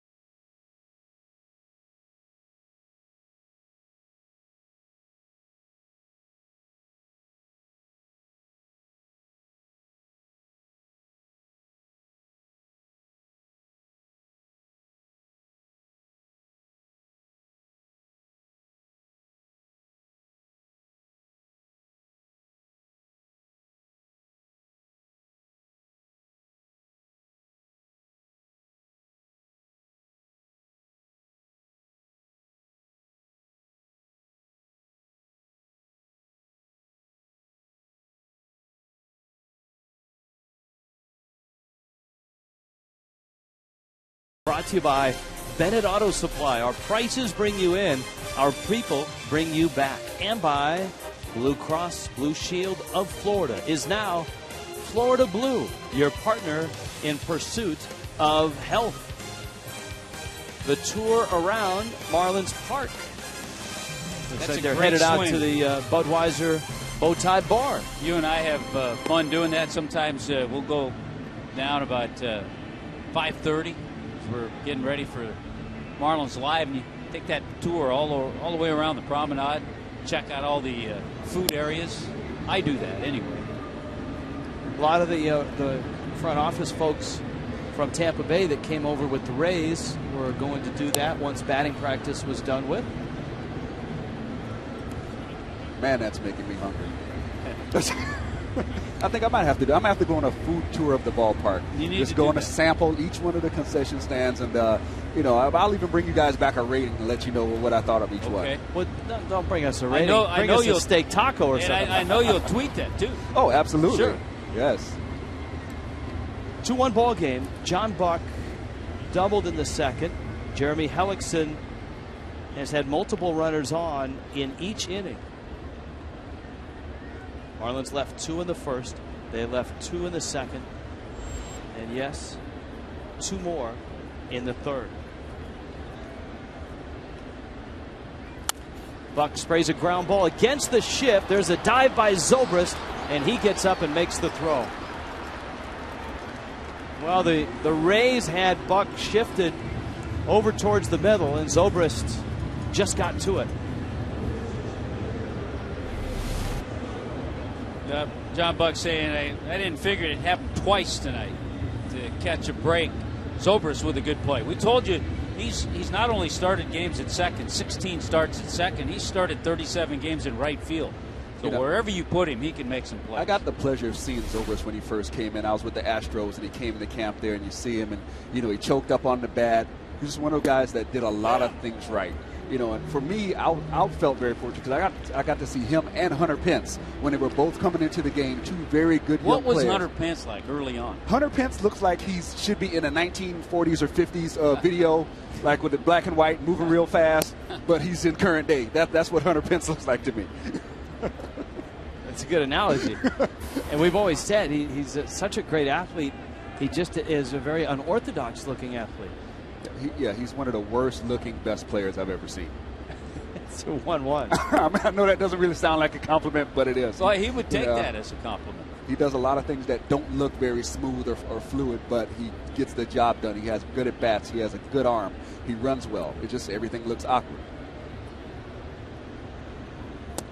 You usually hear that about guys in body type. I remember a very athletic player, Dimitri Young, who played first and some third, mainly with Cincinnati.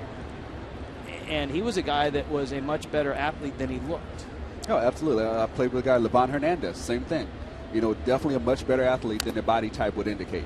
Go back a little further, Rick Russell, pitcher. Sid Fernandez. Kind of portly looking, but gee, a good hitter, good fielder. Maybe the best of all time in terms of great players and not a great looking body, Kirby Puckett.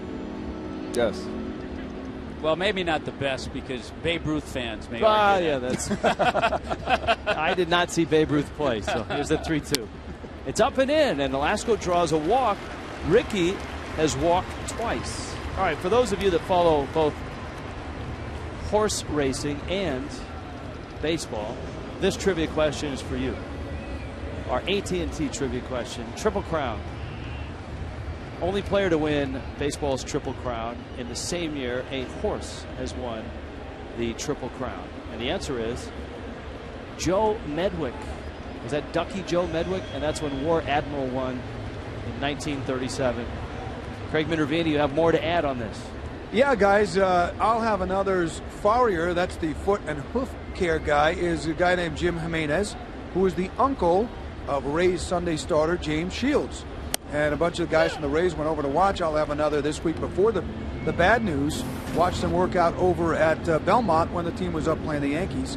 Unfortunately, though, no run at the Triple Crown this year. I know that hurts Craig because he had that in the trifecta, I think. Reyes is up with 1 out. Ground ball up the middle. Zobrist flipped there. Rodriguez turned, not in time. Reyes beats the throw. But Tampa Bay gets an out. And now here comes Infante. And we'll see if Reyes with 2 outs is going to try to steal second. It's brought back a memory of a couple times I saw this happen when the Cardinals had all that speed in the Vince Coleman era. Say if Vince Coleman hit a ball like that, it was the year when he stole 100 bases. they would get him out at first, throw to first, because they knew he was going to steal second. And instead of having his speed at second, you'd have the pitchers running at second base. I saw that a couple of times. It was pretty unusual. Well, you got to give Reyes some credit right there for getting down the line as well as he did. He's had 3 pretty frustrating at-bats against Hellickson. Hellickson has done a good job mixing up the fastball and changeup with him, but he didn't have a good at-bat, and he still got down the line pretty good right there to get on base. Hellickson with a bit of a slide step and a strike to Infante.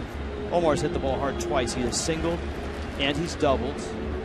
Last year, Hellickson gave up 10 stolen bases and had just 2 caught stealings. Base stealers are 2 for 4 this year. Speaking of slide step, that's one of the reasons why we won't see another 100 stolen base guy again, because when Vince Coleman and those guys were stealing 100 bases a year, there was no slide step. That came into fruition after that because managers didn't want to give up those stolen bases and get guys in stolen position like that. So Ricky Henderson wouldn't have liked the slide step. No. Reyes inches away from first. Not running. Which begs the question, who's the father of the slide step? Who was the first to use the slide step? I would say it was probably somebody that played against Vince Coleman and Ricky Henderson a lot, because you got tired of seeing those guys run. That's a great question. I wish I knew who. That is an outstanding question. We need to do some research on that. You need to ask a guy like a Dave Duncan, someone that's been in the game as a pitching coach, long-time pitching and a coach, player over the last 40 years. We'll touch base with a few old scouts who followed the game for a long time. Warren Henry's Fox track. Hellickson with the count now 2-1 on Infante. Outfield not too deep for Omar.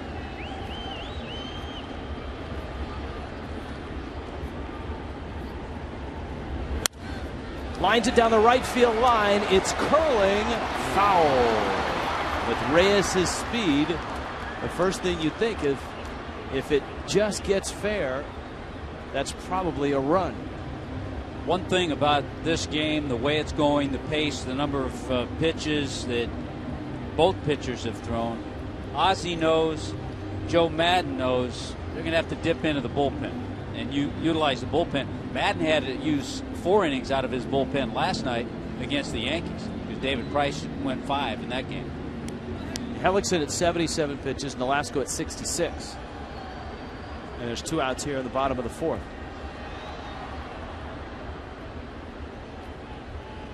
Hellickson's quickness to the plate has kept Reyes anchored at first. See if that changes with 2 strikes.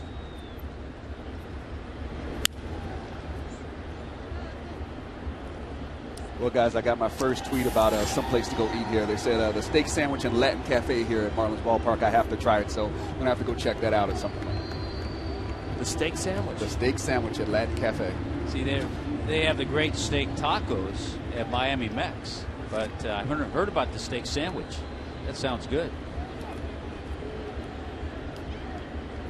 For everyone except you vegetarians out there.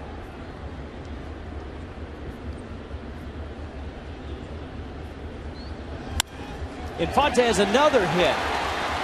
Reyes around second, and he's headed for third, and he will get there. Great base and running. The ball skips by, but backing up alertly was Hellickson. And were he not backing up, that ball bounces off the screen in front of the Marlins dugout. I'll bet you Reyes scores. Tell you what, fans, you're getting to see a great look at some good aggressive base running tonight. Infante had it earlier in the double. Reyes had it right there. He has the ball in front of him, so it was his read. He was able to see it. He made the call to go. He realized that the ball was taking the center fielder away from his initial position. He was playing a little shaded towards right field. Made a great read, made the third base. Look at that. Joe Espada quickly pointed to Jose Reyes. Don't go anywhere. Hellickson's backing up. You played a lot of outfield in Denver, and runners do that because you have to play deep and there's a lot of space out there. At the corners, Reyes, Infante, and here's Hanley Ramirez, who has walked and flied out.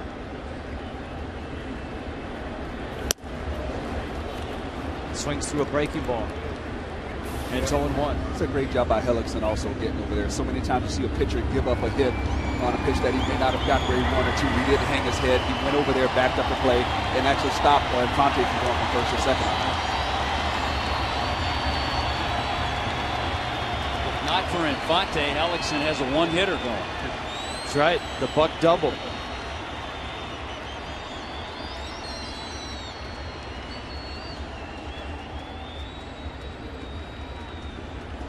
In the dirt, and Lobaton securing it. Reyes dancing from third. Count evens at 1-1. This feels an awful lot like last night when the Marlins had a slew of base runners against Mike Minor.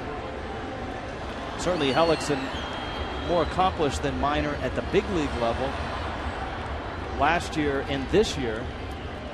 But the Marlins stranded 11 and scored just 2 runs all night.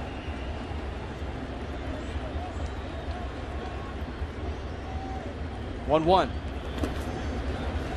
Hanley right here has got to realize all night Hellickson has had trouble throwing strikes in with the two-seamer, and he's been down with the changeup. So he's got to raise his sights out over the plate to try to get something to hit right here. Boy, the frustrating part, the Marlins continue hitless tonight with runners in scoring position, 0 for 4. Hellickson has walked 5. None of those have come in to score.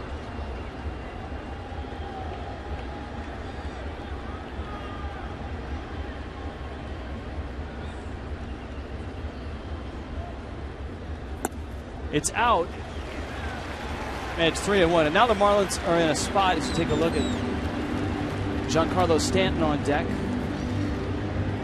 where Hanley should get a good pitch to hit, and if he doesn't, you've got Stanton with the bases loaded. And you would think it's going to be a fastball.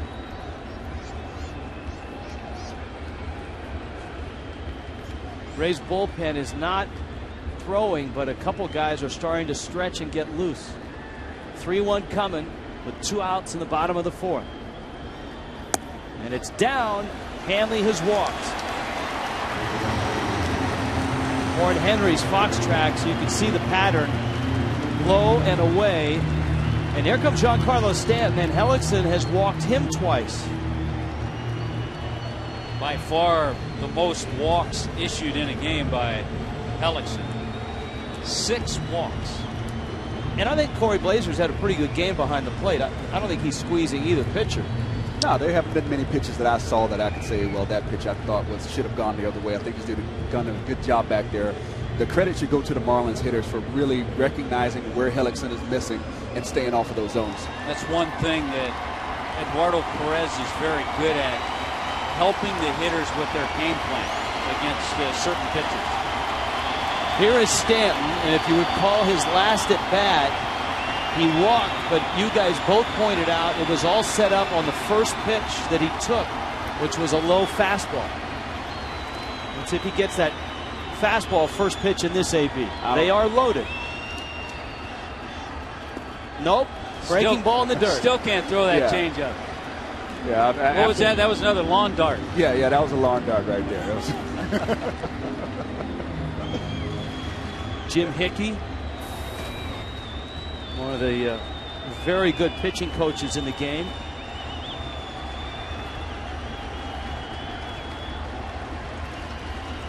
One-0 coming. Stanton has been terrific all night laying off that pitch. Let me just say this, having not seen Jeremy Hellickson in person before, remember we're talking about the Rookie of the Year last year. I'm sure he didn't have many games like this last year. He has really struggled, even though it's a 2-1 game. 2-0 pitch coming, bags loaded. Stanton waits.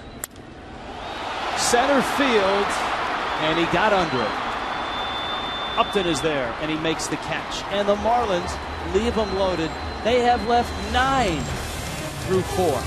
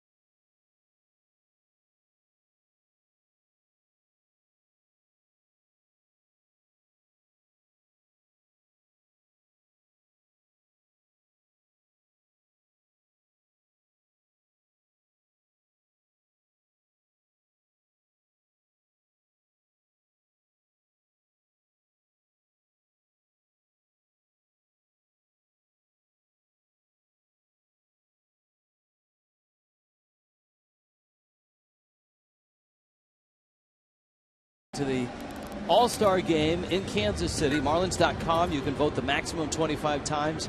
100 fans will be randomly selected to each win 2 free Marlin tickets, and 1 grand prize winner will receive a 22-person luxury suite for a game. Go to Marlins.com and vote now. Rich, I hate to be the bearer of bad news, but last night in the 9th inning, the Marlins stranded 2 runners.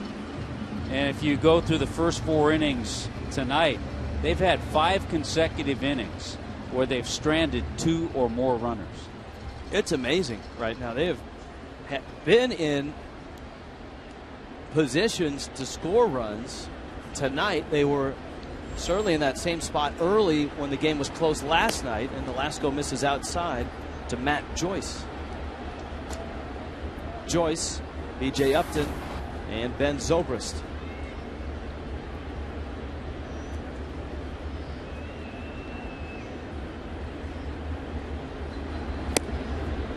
Ricky misses away, and it's 2-0. Joyce has walked and doubled. Velasco has given up 2 runs on 5 hits.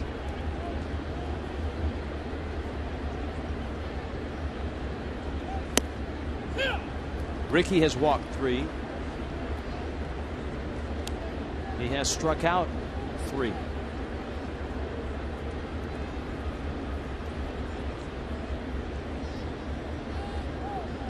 Two one coming.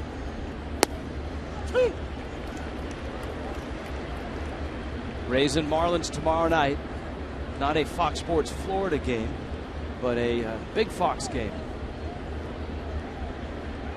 Although that makes us sound like Little Fox, and I think of us more than that. Here's the 2-2. Kind of like Fox Light, you know.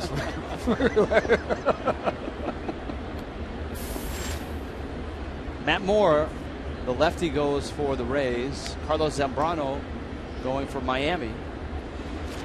We're back on Sunday. A 1:10 start with James Shields and Anibal Sanchez. Ball to right is hit pretty well. Stanton goes back at the track at the wall, and it's gone. Stanton climbed the fence. It's 12 feet tall. He got his glove up over the rail, but Joyce has hit his 10th of the season, and the Rays stretch it to 3-1.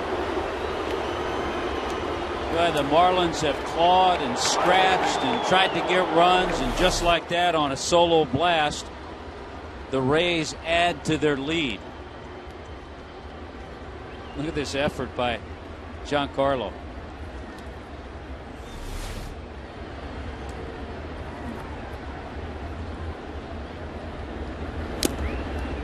That sign in right field is in a handy spot for an outfielder that wants to climb the wall. Because if you can get your foot up on that padded sign, you can scale that 12-foot wall.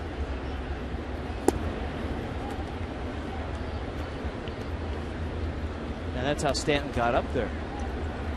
Of course, that's all well and good. Just don't get your foot stuck. Yeah, you'll hear managers tell guys, look, guys, if you're going to do that, make sure you have a chance at the ball. I don't want you doing that on a ball that's 15 feet over it into the dugout and into the bullpen.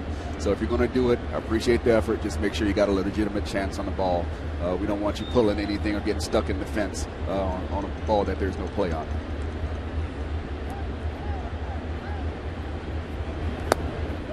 B.J. Upton takes down low. Upton to be followed by Ben Zobrist. And you got Carlos Pena. The Rays have a home run here to lead off the top of the 5th. Upton, an RBI single to chase home the first run for the Rays in the 3rd. Swing and a miss by Upton. The Rays have a decision to make with B.J. Upton. Are they able to sign him to a multi-year contract? This is his last year of arbitration. Liner down the right field line. That's foul. With that home run, Matt Joyce has raised $11,000 to support prostate cancer research. To make a donation, call 800-798-CURE or go online to pcf.org. I really do think with the humidity setting in and the roof open most of the time during the daytime, I think we're seeing the ball carry much better just over the last week or so. I'll tell you, it looked like BJ was trying to follow up Joyce's home run with one of his own right there. He took some pretty hefty cuts. Velasco gets the strikeout, and here comes Ben Zobrist. Ricky staying high with the fastball. Got him to go after.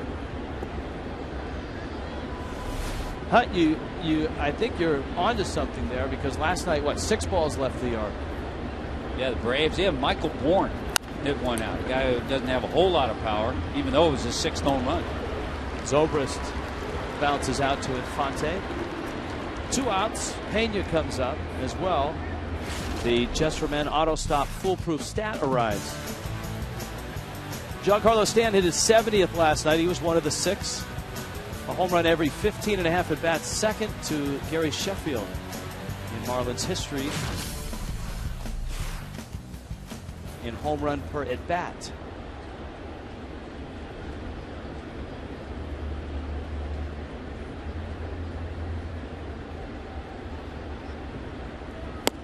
Pena takes a fastball up, and it's 1-0. Phillies have stretched their lead. It's 9-4 at Camden Yards against Baltimore. And the Nationals bounce back with 6 runs, a 6-2 lead in Boston.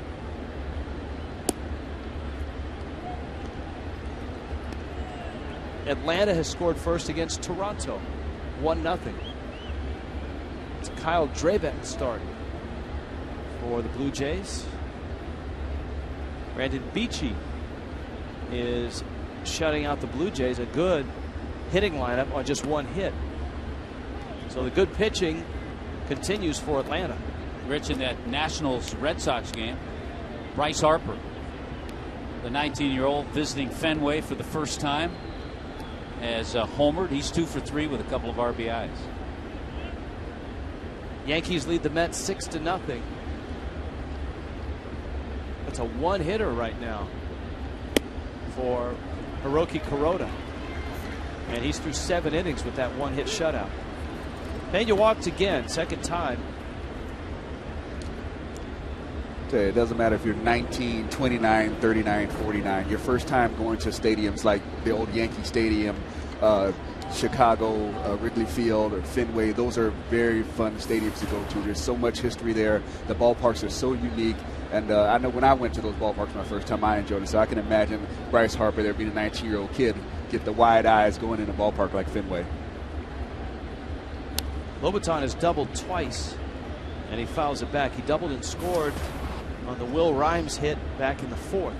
Thought I read a note where Ryan Zimmerman was the only National to have been to Fenway Park. Not sure on that. As a player. As a player. I would have thought Rick Ankiel maybe had been in there, but maybe not. I tell you, Lobaton has been attacking Velasco early. The last at bat, first pitch double. This time swinging at the first pitch. So he's definitely one of those guys that are trying to attack Ricky early in the count. Johan Santana, by the way, first start after the no-hitter. 5 innings, 7 hits, 6 runs, and is out of the game. Kind of fun checking on the, especially the East matching up. In that Washington-Boston game, Strasburg in his 5 innings, yes, he's given up a couple of runs, but he struck out 10.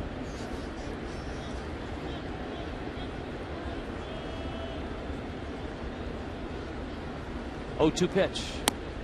Breaking ball. Got him. But the Rays get to Nolasco. Matt Joyce, his 10th of the season. It's 3-1 in the Subway 5th.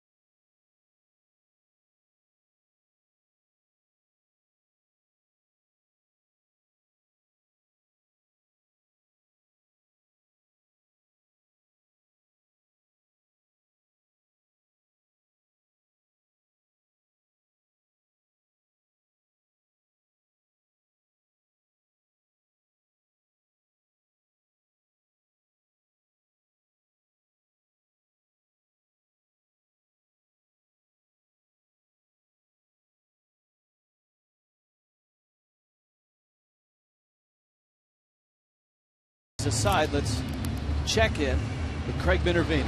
Well, a big party is going on here in the Burley suite. This is Jamie Burley and Ellie Hayes. They're going to talk about the big softball event. But first, we want to say congratulations to Erica Mojica over here and Anna Sanchez. Their baby showers tonight, October 6th due date, and July 9th. It's very exciting for all you to be hosting, Jamie. Yes, we're excited for them. Tell them rest up now. Good time to rest up. All the wives are here. There's a big softball game tomorrow against the Tampa Bay Rays wives, raising money for charity. Have you been practicing with your teammates? We have had a few practices. Hopefully, we won't make fools out of ourselves. Ellie, who's jumping out of the group right now? Who are the ringers that may have to carry you guys to victory tomorrow?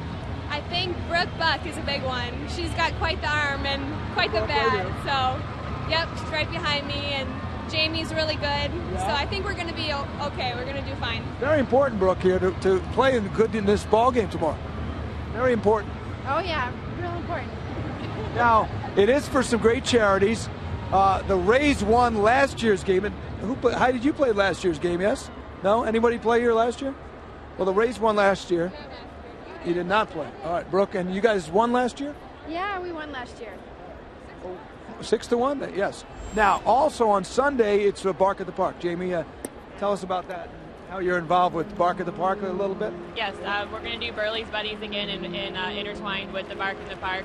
People can bring their dogs out and actually catch the game with your best friend, as long as they're vaccinated and spayed and neutered. And then we'll have Burley's Buddies out there ahead of time and hopefully get some more donations for the Humane Society and maybe get some dogs adopted. Will you be bringing your dogs at all to Bark at the Park? I was planning on it, but with doing the volunteering, I'm thinking I can't do both, so I'll probably just volunteer. All right. You have a predicted score, Ellie, tomorrow's big softball game? It's 5:30 again, so fans can come out and watch. It's going to be a close game. I'm going to predict 8-3, Marlins wives on top. All right. 8-3. We'll see. Good luck and congratulations, Erica Mojica and Anna Sanchez, guys. And I'm going to stay here and enjoy the rest of the party. Back to you. Hey, Craig, isn't Ozzie Guillen's wife managing the club? I think is Ozzie Guillen's wife managing the club? Does anyone know? She said she's going to help make the lineup. She's going to help make the lineup, and she's tough from what I hear. So we'll see. Guys, back to you. All right. Greg Dobbs is up. Austin Kearns, Chris Coughlin. Bottom of the fifth, 3-1. Rays on top. Marlins have had ample opportunity. The Marlins have left 9. The Rays have actually left 7 in this game. And Hellickson's still in there at 91 pitches now, and he misses outside. Dobbs has struck out and delivered the only run on a sacrifice fly. Boy, the disturbing thing is you think about Mike Minor last night and his numbers and the way he pitched, and all of a sudden he got the win in the game. And here's Hellickson. He's walked 6. To this point, if he gets through this inning, he'll have a chance to pick up a win where he clearly is not thrown well at all. Well, to disturb you even more, Tommy Hutton, Minor walked 5 in his 5 innings. None of those walks scored. As you pointed out tonight, Hellickson has been wild, and none of his walks have scored. He's walked 6.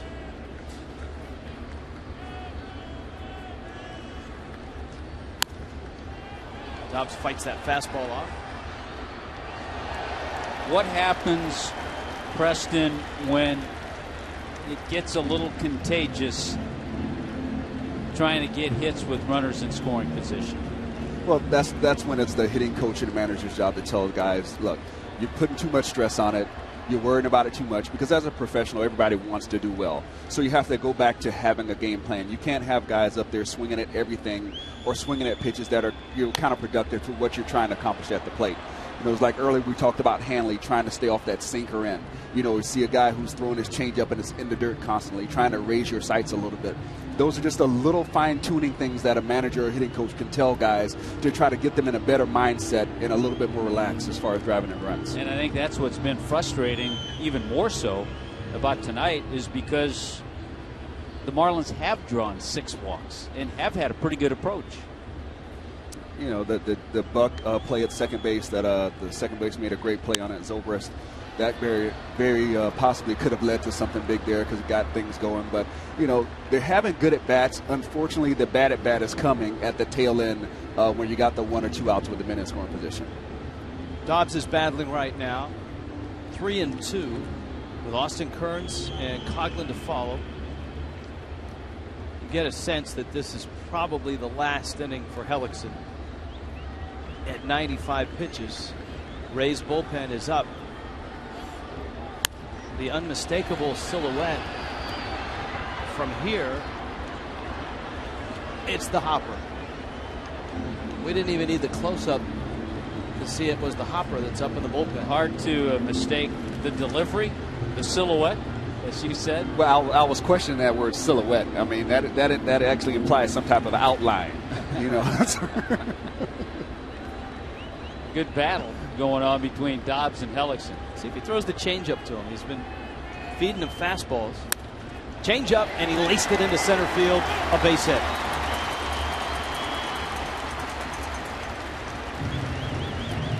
Good start to the inning. Let's see if they can build on it.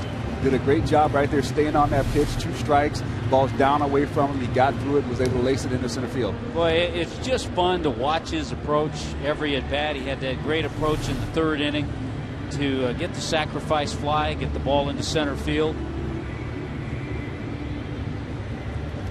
He does a good job of recovering within the at-bat. If he has an awkward swing in the at-bat, or if he gets fooled in the at-bat, he's able to recover the next pitch or the pitch after that to get himself back in a position to do something positive. Now Austin Kearns. He takes a fastball for a strike. It's 0-1. Kearns has struck out and bounced to short.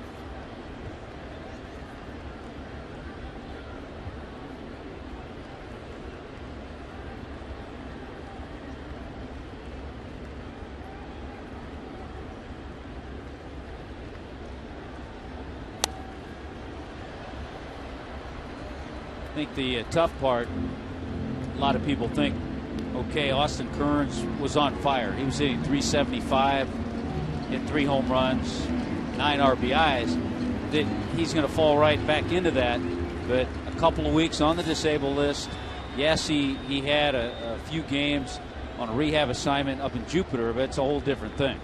Yeah, baseball is a field game, and just because you leave when you're hot, it's not going to be the same when you come back. You have to work yourself back up to that plateau. I try to tell everybody, when you get to that situation where you're swinging the bat well, if you start struggling, you can't go from 0 to 10 like when you were when you were hot. You have to work yourself back through that process, get yourself good pitches, making sure you're staying in good hitters count, and that's going to build you back up to being hot. You don't just get hot because you want to be hot than you were before. We all want to be hot, Preston. I'm still stuck on 0. Here's a 1-2. Struck him out, and Kearns an 0 for 3 tonight. Warren Henry Fox track shows you where that last pitch ended up, right at the knees, and it caught plenty of the plate.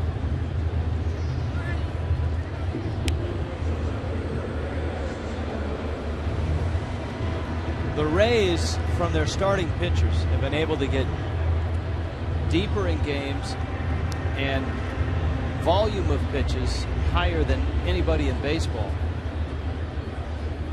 Yeah, to see San Francisco second on that list, that surprises me to see a National League team on that list with those American League teams. So David Price, he's a big part of that. Certainly James Shields.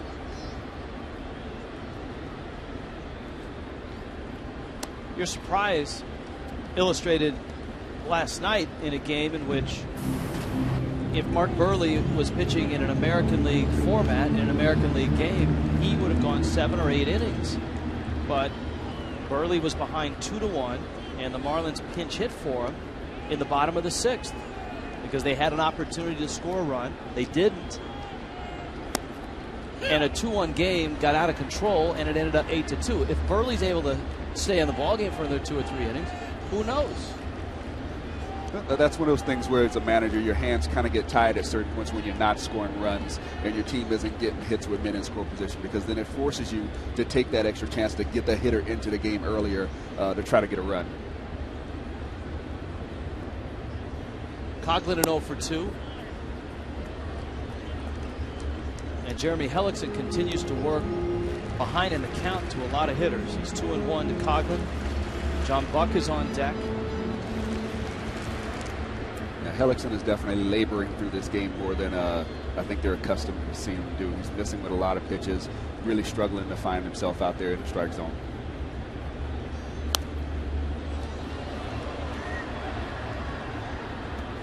Two and two. It's almost when you think he's going to give that changeup away and give it up, he comes back and throws a pretty good one. I mean, that's his bread and butter pitch. You know, there's only been a few guys in the Marlins lineup tonight that have been able to force him to go away from it when he's really needed to. Unfortunately, Coughlin has had a tough time handling it.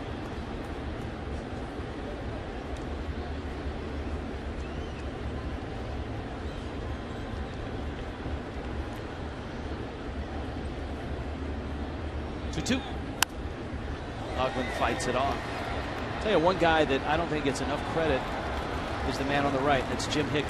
You know, Joe Madden, certainly for a team that was obscure and now has some national exposure, Madden soaks up a lot of the attention. But Jim Hickey, 6th year as the Rays pitching coach. Remember, he was a pitching coach with the Astros when they went to the postseason twice as well.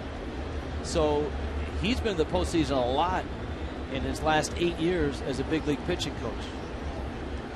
Yeah, not only was Zobrist over there and Hunter Pence was over there when I was in Houston, Jim Hickey was over there also. He did a great job with that pitching staff, and they really responded to him, and they definitely felt the loss when he left there to come to Tampa. And those two guys work so well together.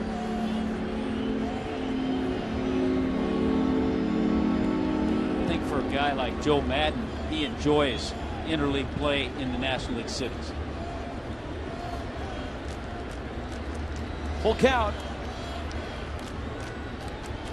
Dobbs bluffs, and it's outside. Runners first and second. You can see where that pitch missed, and here comes Madden. I think he may have seen enough. He's going to go to the bullpen and get the hopper and hope for a ground ball that can get him out of this inning. And so Jeremy Hellickson, despite a 3-1 lead, is lifted here in the bottom of the 5th. Here comes Burke Badenhop, and here comes a Jose Cuervo called to the pen.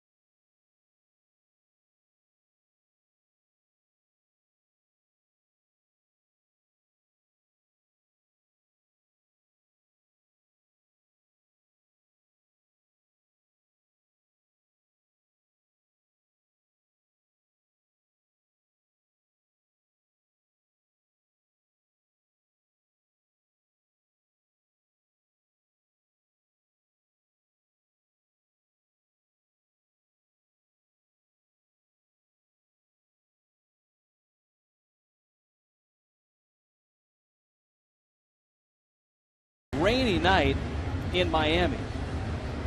Now, a couple things are happening here. Number one, the Rays have gone to their bullpen, and they've brought in a familiar face to Marlin fans, Burke Badenhop.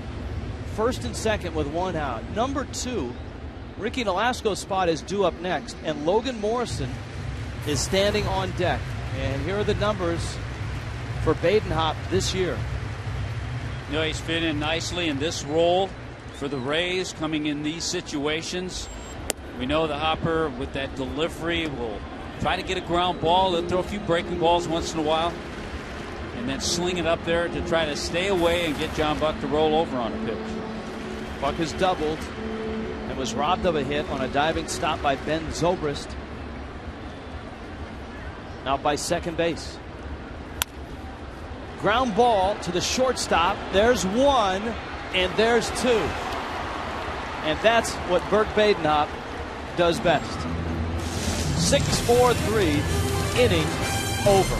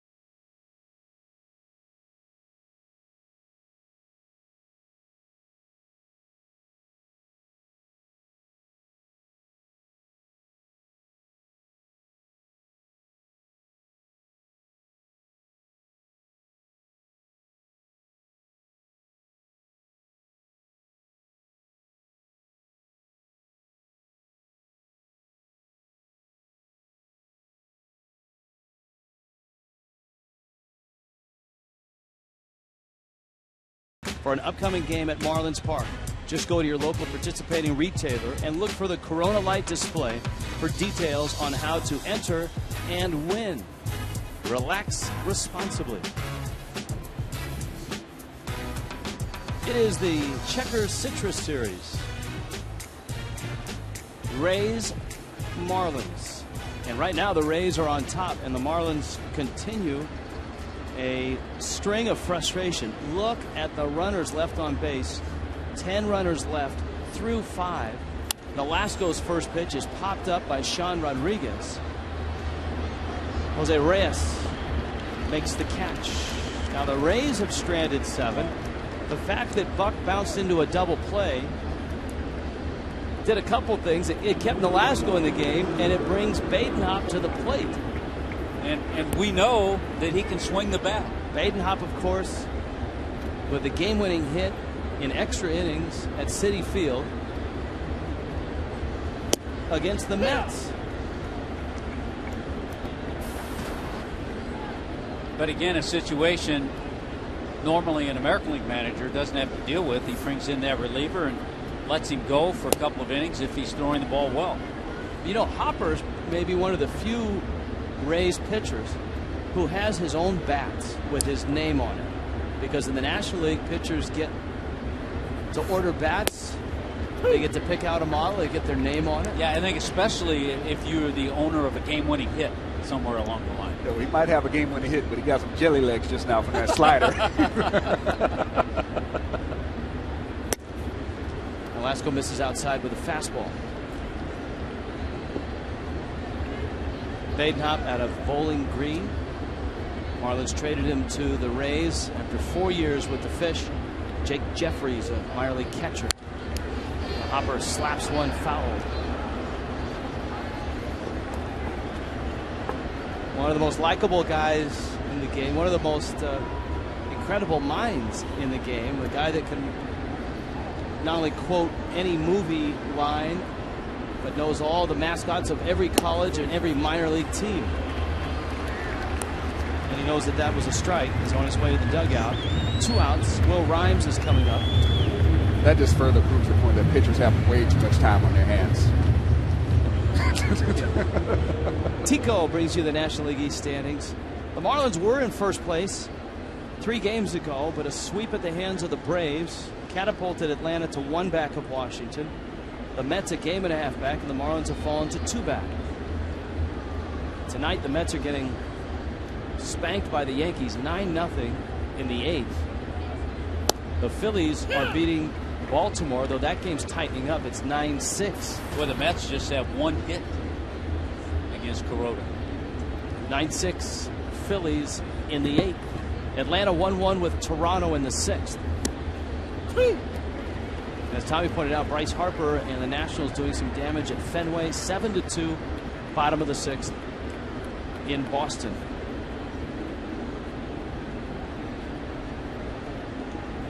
Oh, 2 to Rhymes.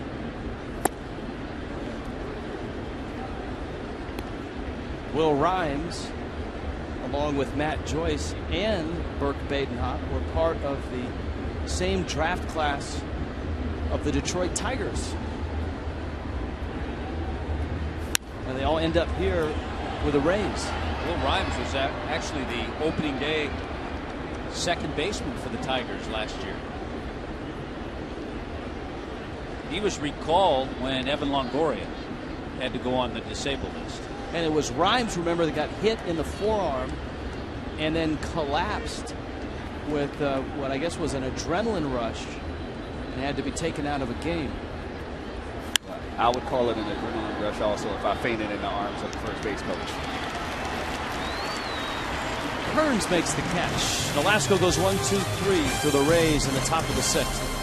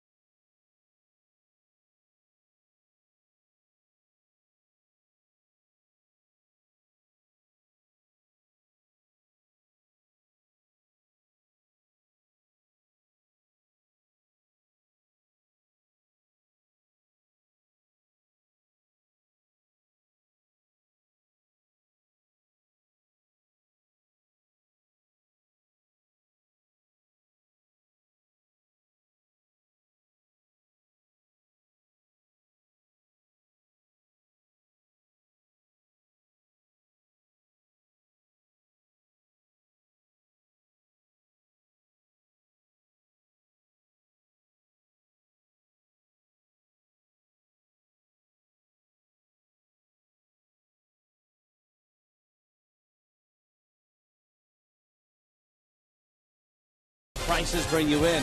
Our people bring you back. And by Coventry Healthcare of Florida, lighting the way to better health. Marlins Park, first of 3. Ricky Nolasco is through 6. He's given up 3 runs on 6 hits. His ball club has just a run on 5 hits, but the Marlins have stranded 10.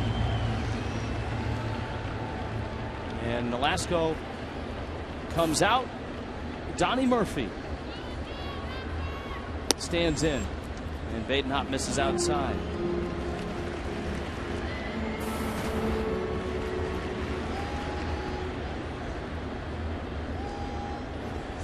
So Murphy pinch hits. Nolasco is done. Badenhop still out there. Jeremy Hellickson stands to win this game. Excuse me. He did not get through 5 innings. He can't win this game. It's up for grabs right now. Right. That's another area, Rich, where the Rays have put some pieces together. Their closer, Kyle Farnsworth, has been on the disabled list. Fernando Rodney has 17 saves.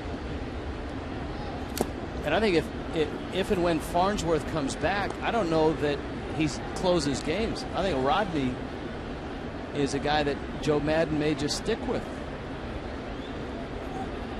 Yeah, Rodney's a proven guy coming out of bullpen. He has some great years with Detroit. Great changeup for a right-handed pitcher, and throws a good quality fastball. 1-2 pitch. Murphy drives it to left. Jennings is over, and he makes the catch. There's an out here in the 6th inning. The series concludes on Sunday, and it's a family Sunday, 1:10 with the Rays. You can get your tickets in advance for Bark at the Park with the Humane Society of Greater Miami, and kids get an Emilio Bonifacio Lo Viste t-shirt and can run the bases after the game in the Diamond Dash. For tickets, go to marlins.com.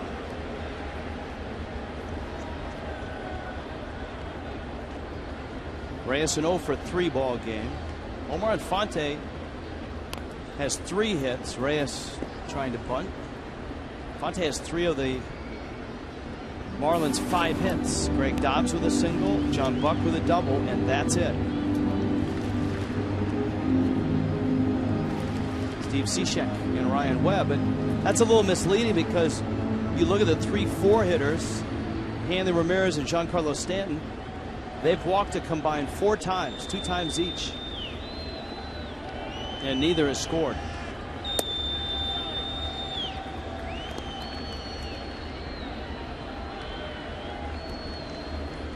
Jake McGee has had a nice year in the bullpen.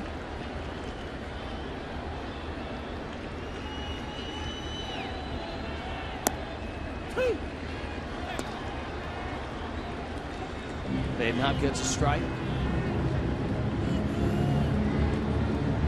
Reyes knows all about Badenhop, having faced him for 4 years, coming out of the Marlins pen.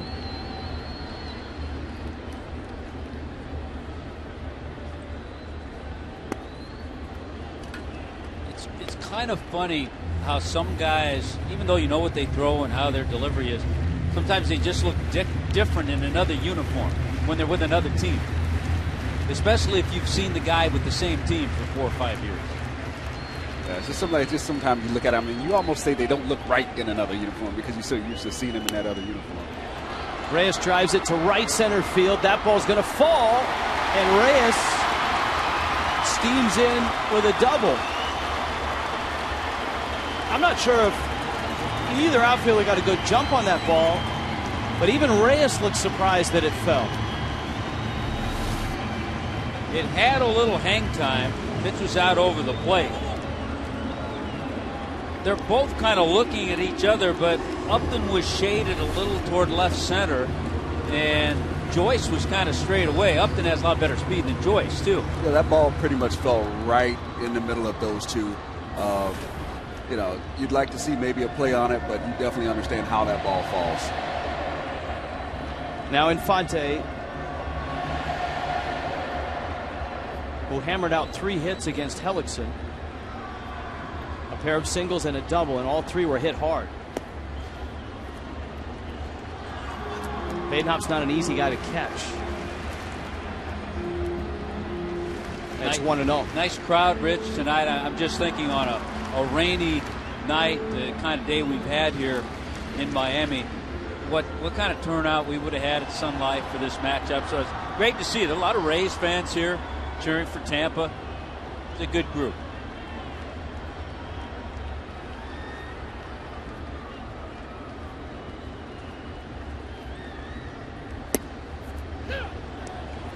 Called strike. Even though Infante checked his swing. Infante's had a great night at the plate tonight. I hope he follows up right here. The Marlins definitely need to get some of the guys behind him swinging the bat and try to push a few runs across the plate here.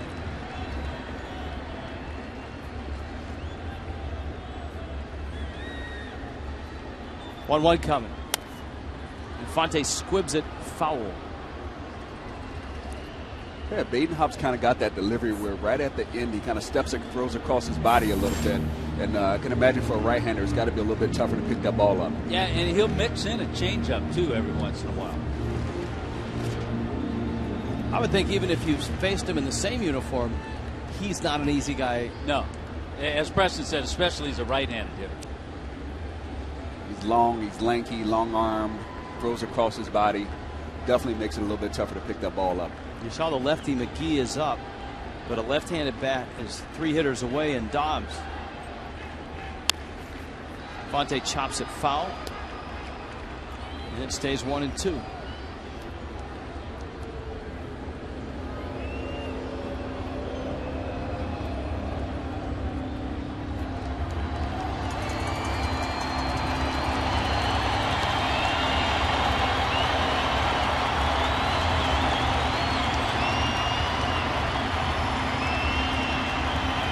One and two on a night where Miami, much like the Atlanta series, have had trouble with runners in scoring position.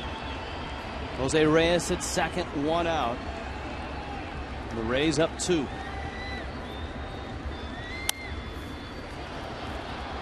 Out of play.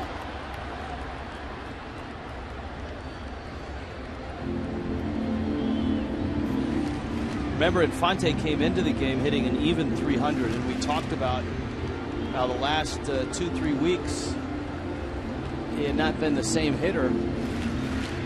Tommy pointed out he might have taken umbrage with that. Well, he's at 311 now with those 3 hits.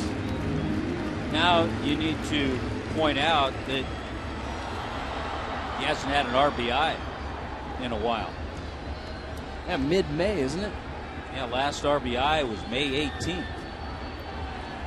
Yeah, you heard that, Omar? Yeah, take umbrage. He's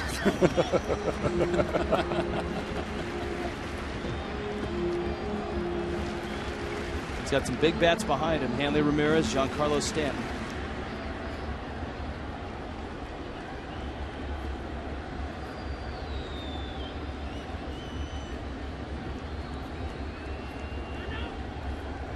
Time called.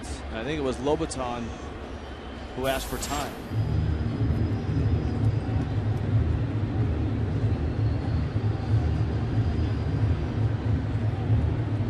A lot of times when the pitcher and catcher are on the same page, especially when you got a man at second base, they start cycling through those signs, and instead of trying to pick it up again, catcher does a good job calling timeout and just say, okay, let's start over. That's out. And the count goes 3-2. Hey, look at Fox tracks all over the place, and nothing in the heart of the plate.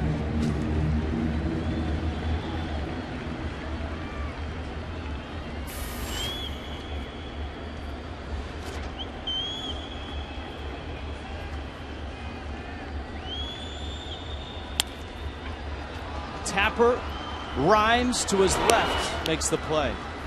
Reyes has to hold second.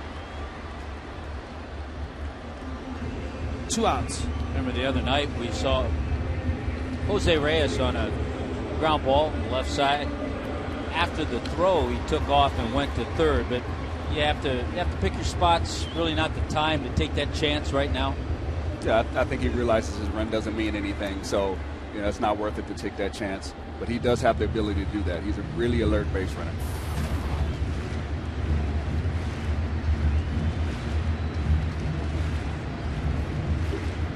So Hanley fly to deep center in the first, and then the 2 walks issued by Hellickson.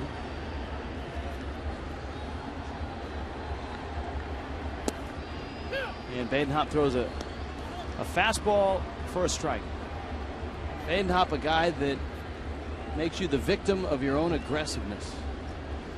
Absolutely. We saw it with Buck. You saw it there with Infante. Got him in the hitter's counts and was able to get him a little bit out front, make him pull that ground ball to the left side of the infield, get himself an easy out. You definitely have to stay patient with these guys and not try to get outside yourself that generate too much. On the other hand, if you're too patient and you wait around for the perfect pitch, you're going to get 2 balls at the knees like that. But those are pitcher's pitches. The first pitch is actually a little bit more able to work with. It's more of a hitter's pitch. But that second pitch, it doesn't matter what count you throw that pitch, nothing's much going to be done with that. So now Badenhop's got him 0-2. The other thing, over the last few years, we saw the versatility of Burke Badenhop. He started some games, actually had a couple of saves.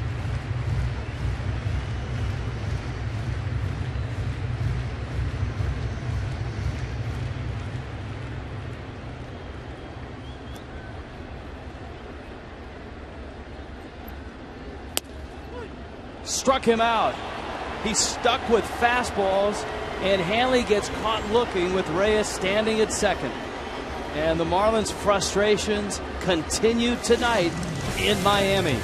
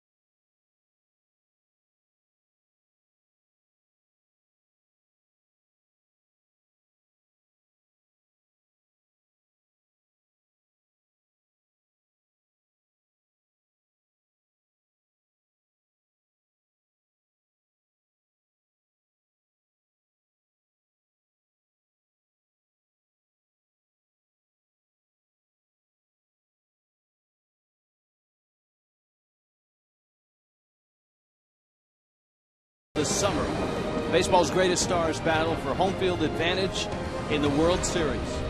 The road starts the 2012 Major League Baseball All-Star Game Tuesday, July 10th, 7:30 Eastern, 4:30 Pacific, only on Fox.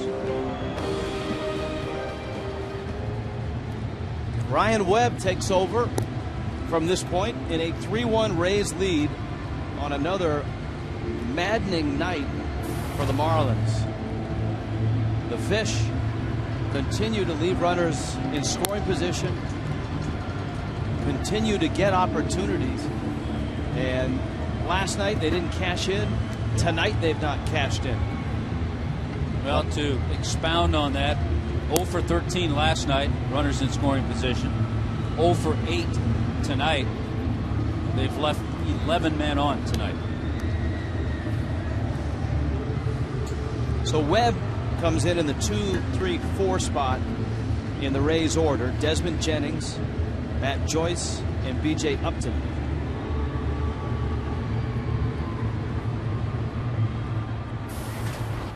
Nolasco's line, 6 innings, 6 hits, the 3 runs earned. He walked 4, which is a bit uncharacteristic of Ricky, and he struck out 6. And the Rays go about trying to add some insurance runs here.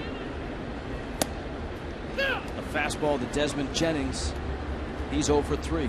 Well, there's a lot of times you go 6 innings, give up 3 runs, and you're a winner.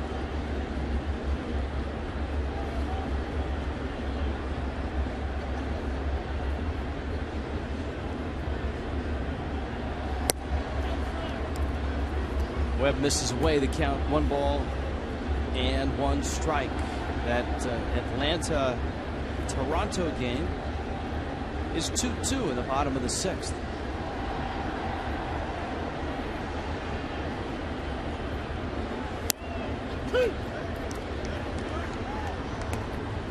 Dan Uggla's driven in a run. Jason Hayward has driven in a run. He's got a double. He hit the 2 bombs last night. He's getting hot. Speaking of hot, Jose Bautista hit his 16th.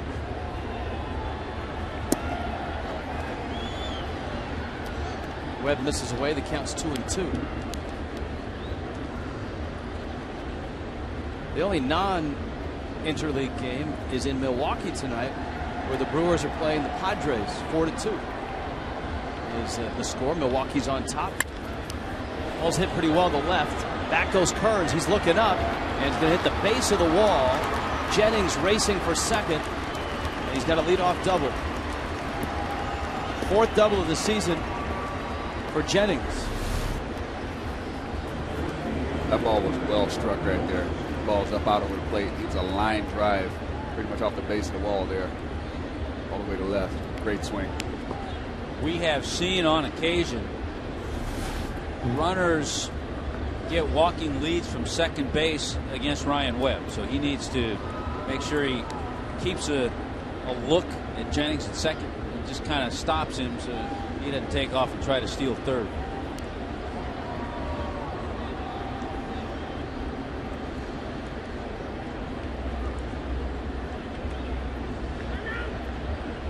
Matt Joyce calls timeout and steps out. Joyce has had some big swings in this ball game.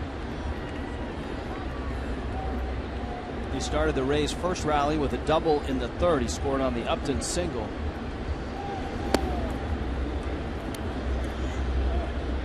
This is what hurt in the game last night. What was a fairly close game, all of a sudden the bullpen gave up 6, and it became a blowout. In these scratch and claw type games, you definitely need to have that hold coming out of the bullpen, give your lineup a chance to get back into it without the other team extending that lead. Wide of 3rd. Now in the 5th, Joyce didn't need anybody to knock him in. He knocked himself in with a leadoff homer in the 5th, the Warren Henry drive of the game. Man out of Florida Southern over in Lakeland.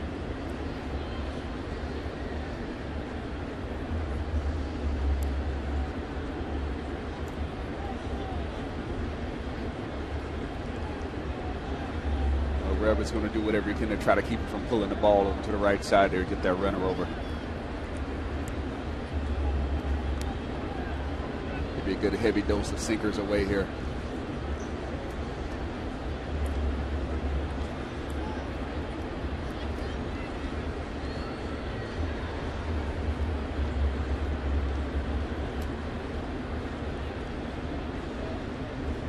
The 1-1.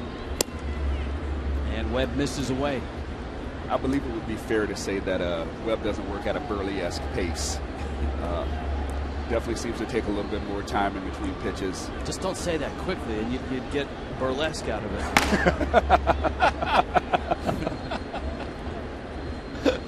But you're right. I think Burley throws like 3.3 pitches to every one of Webb's.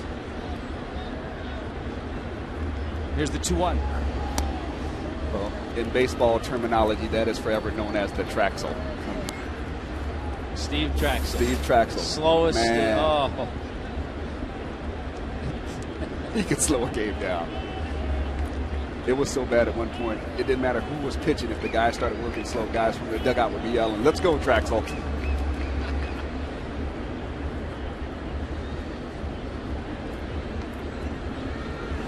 Were you ever a teammate of Traxel's? No, I actually played against him only, and he was one of the guys I had a lot of success off of. So maybe I should appreciate those guys that work a little slower.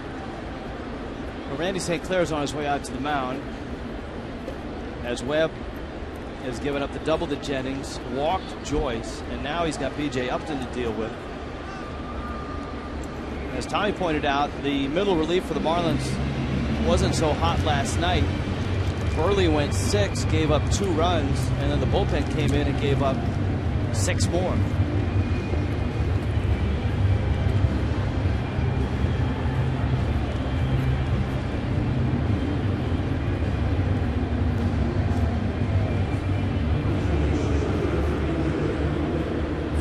Rays on top.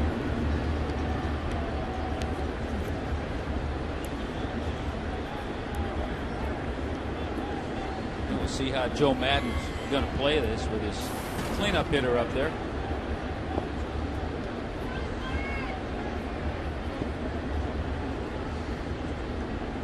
Upton an RBI single in the 3rd.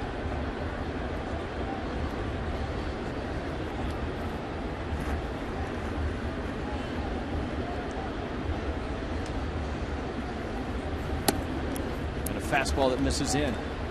Upton does like to pull the ball, so this is definitely a guy with Webb. If he gets some good action on the ball middle of the way, you kind of sink it back down towards the middle or, out of third, he could possibly get himself a ground ball right here for a double play. We were talking earlier in the game about the lack of production for the Rays in the 3 and the 4 spot. Upton fouls that one into the glove of Buck. The Rays had not had a home run, period, a home run out of the 3 or the 4 hole since the 19th of May. Hideki Matsui last Friday against Baltimore, breaking ball swing and miss.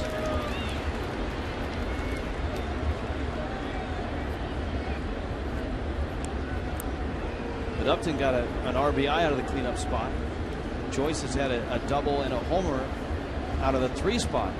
Rich, we love it when our crack staff listens to things we say. Preston Wilson against Steve Traxel, 8 for 20, 3 home runs.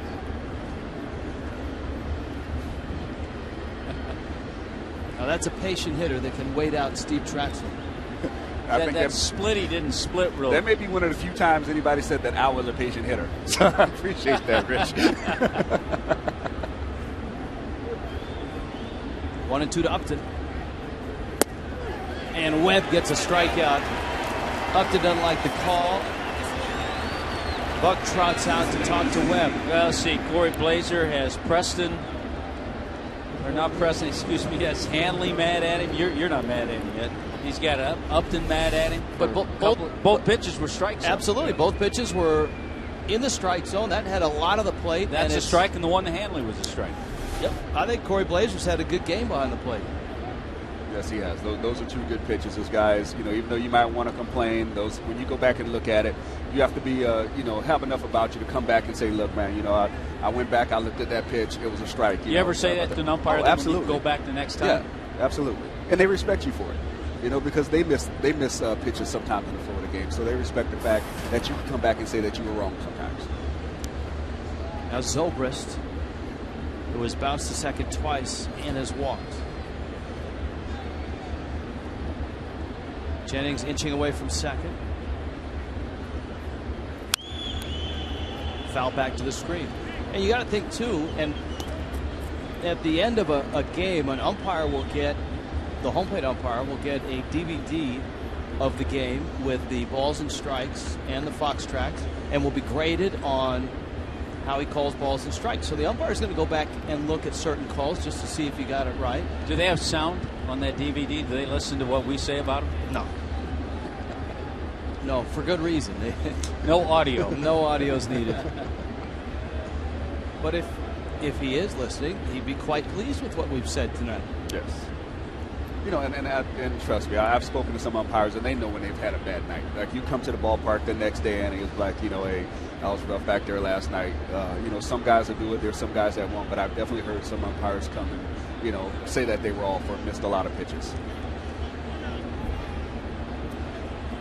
I watched a game where Kerwin Danley, umpire, was calling behind the plate.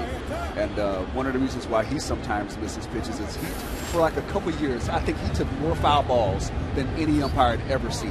Off the shoulder, off the toes, foul tips. So he kind of, he's a little leery back there. He flinches a little bit, and he tends to miss some pitches.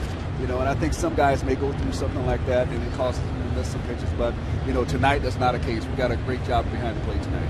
I'm not sure what all this confusion is and all the trips to the mound. And again, I give Blazer, the home plate umpire, credit for going, they break this up.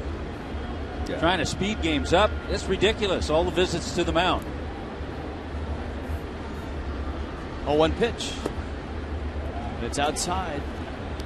It's a ball and a strike with an out in the top of the 7th in a 3-1 game.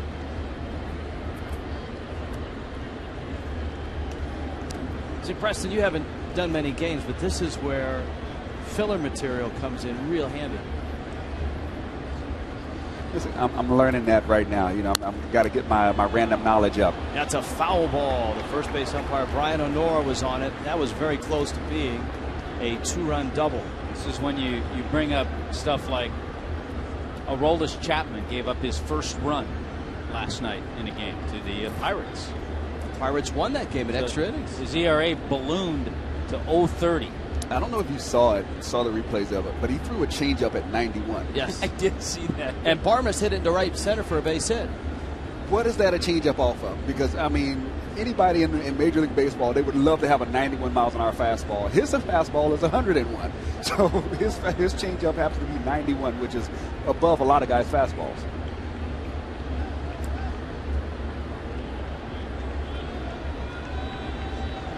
The Reds have just tied the Tigers in Cincinnati 5-5 in the bottom of the 8th.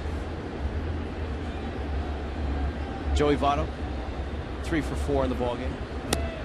Tommy, if you want to dig deeper into stats, there's a great stat that you and I both saw about Votto. Yeah. Bring that one up. Votto's now hitting 362. He's 3 for 4 in this ball game, and I doubt that he's popped up to the infield because the stat that we saw going back to what, 09? Yeah, it's like the 3 years going into the 4th year. Liner into right field, base hit. Stanton got a good jump. Round third, runner coming home, and Stanton couldn't hold it. Rays have a 4-1 lead. Pulling in to third is Joyce and Zobrist. Knocks a single to right.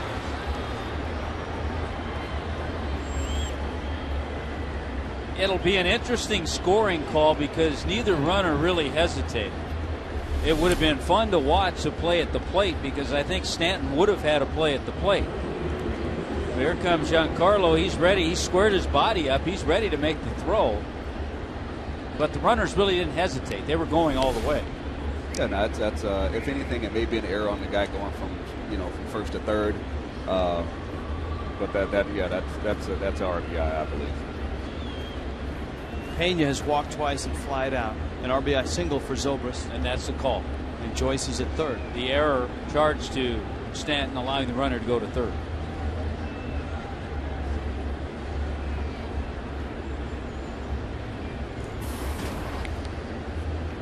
As Stanton gets older, that's just going to be one of those plays where he starts making more often. He has to learn that nothing can happen until you field it cleanly and get off a good throw, so you can't rush the first part of that process. And right now I see him doing that in those situations. That ball smoked into right center field. Coughlin over to cut it off. Rays are going to go first to third again on an RBI single by Pena.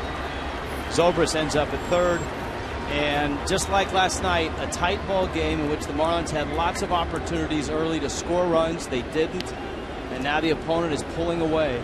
It's 5-1, and here comes Ozzie, and he doesn't look too happy. Ozzie is wasting no time going to get him. He was going out there before Webb could even get back into the grass and backing up the base.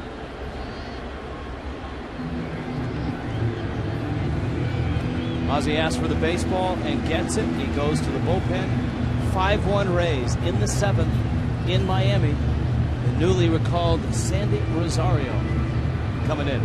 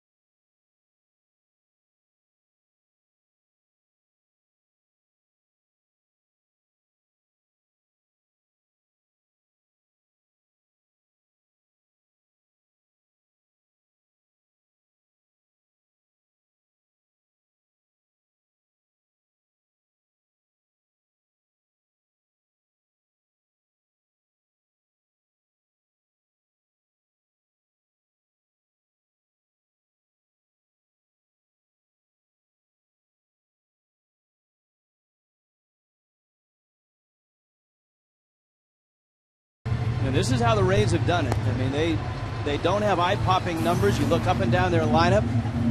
Sandy Rosario, second time with the Marlins this year. He did not pitch the first time he was up. Yeah, he joined the club with Chris Hatcher. And at that time, all of a sudden, the bullpen wasn't needed. So neither got in a game, but Rosario was throwing well. He was the closer down in New Orleans, had 16 saves in 16 opportunities, and an ERA a little over 1. Jose Lobaton is the hitter, the catcher for the Rays. Webb goes a third of an inning. He gives up 3 hits. So far, 2 runs, and he's responsible for 2 more out there. There's just 1 out here in the 7th. Rosario was definitely exhibiting some control down there. Only 2 walks in the 25 games he pitched. Boy, and that's good. And that was a live fastball. That first pitch, 95. And if you want to know how the Rays are doing it, tonight's a great snapshot. We have 5 runs on 9 hits.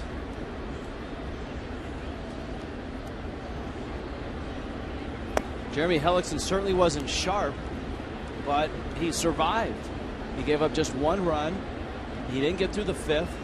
Badenhop came in. If they go on and win this game, Brooke Badenhop could be the winning pitcher. Absolutely. And, you know, the Rays, batting average wise, next to last in the American League. But you talk to people around the league and ask them, okay, how are the Rays tied for first in the American League East? And they'll tell you, well, Joe Madden is able to scratch out runs, great starting pitching. Fernando Rodney's been a very pleasant surprise as the closer, filling in for Kyle Farnsworth, and probably has won that job until he can't close games this year, even if Farnsworth comes back. 1-2. Grounder up the middle. Reyes takes it to the bag, fires to first in time, and gets the double play. So Rosario gets the double play, but the Rays get 2 more and stretch their lead to 5-1.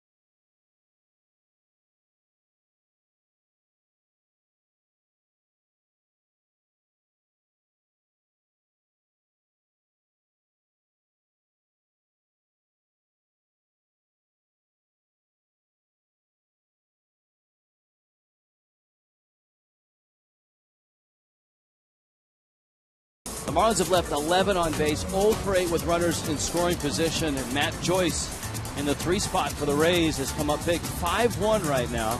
Tampa Bay on top, game 1 of a 3-game series, along with Preston Wilson and Tommy Hunt. It's been a frustrating run for the Marlins. The 3 losses to the Atlanta Braves have followed a very similar script to this. Yeah, briefly, we talked about the Rays and how they've done it, but they've also done it because of a very anemic offense for the Marlins. How do you solve that, Preston? How do you fix that?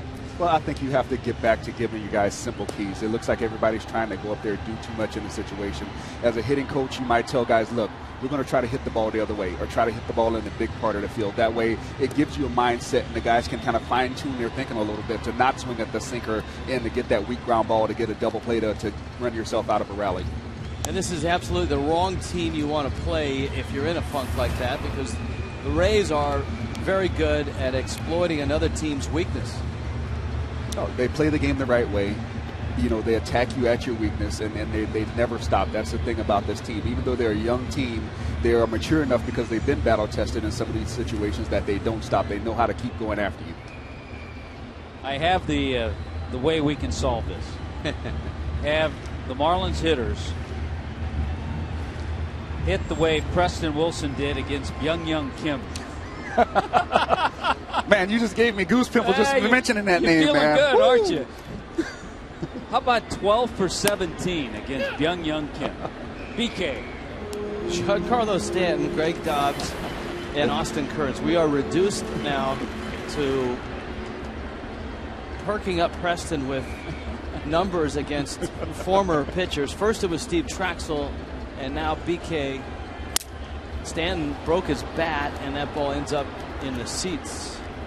That was just one of those cases against Byung-Hyun Kim where it didn't matter what I did, I got a hit. I could hit a chopper up the line and I got a hit. You know, then I hit a bloop up behind second base and I got a hit. Then I hit a home run or a double. So anything I did, I could do no wrong against him. Now, BK moved around a little bit. Were you ever a teammate at some point? I was his teammate in Colorado. He actually pitched really well there in Colorado 2003, I think. Of course, BK also former Marlin. I liked him. Really good guy. I enjoyed it. We did too. Stanton goes after a high fastball, and McGee strikes him out. Tomorrow night is a Baseball Night in America night on Big Fox. And you will see these guys. The Rays, the Marlins. 7 Eastern, 6 Central. Telecast presented by Budweiser. Baseball Night in America. Major League Baseball in primetime on Fox. Well, Stanton goes down swinging. Justin Ruggiano, a former Ray, stands in against Jake McGee. McGee, one of those guys who really hides the ball well and a little sneaky with his fastball. Yeah, definitely the ball jumps out of his hand. That fastball, it was 95 miles an hour.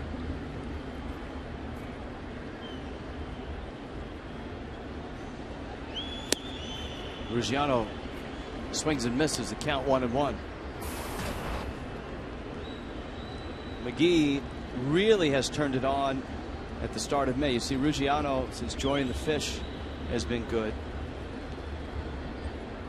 An ERA of 1.35 since the start of May, and a 2-0 record out of the bullpen.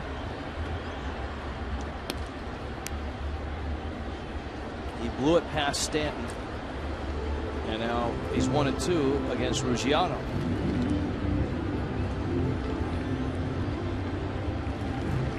Ruggiano reacquainting himself with some of his former teammates before the game.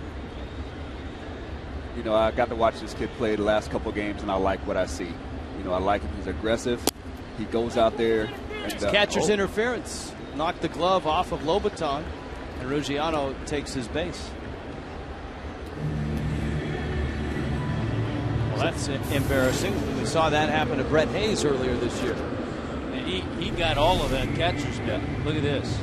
Yeah, see, right there you see the catcher really extended out there. Sometimes the catcher sees that ball and he tries to kind of take it from the hitter. That ball's inside and they try to kind of sneak that strike away from you, and he got extended a little bit far out there and got catcher interference. And you can see the catcher's pad. Catchers oftentimes will put a pad in there just to keep that spot on his hand from bruising with the wear and tear.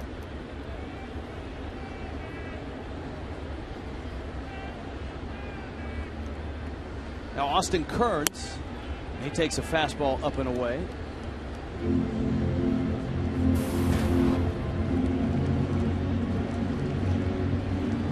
Kearns off the disabled list and into the lineup tonight. 0 for 3 with a pair of strikeouts. Ruggiano's at first. McGee. Check swing. He went around. And it's 1-1. Right. Throwing a lot of fastballs, and he dropped the breaking ball. Pretty good location to Kearns.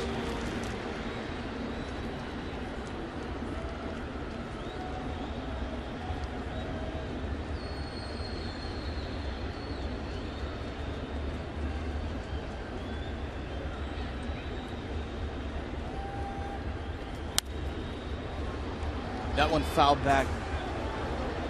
1-2. Marlins and Rays tomorrow night on Big Fox.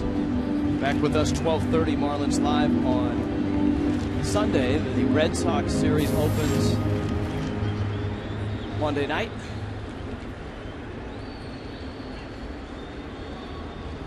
Three games with Boston. The Marlins are in St. Pete a week from tonight.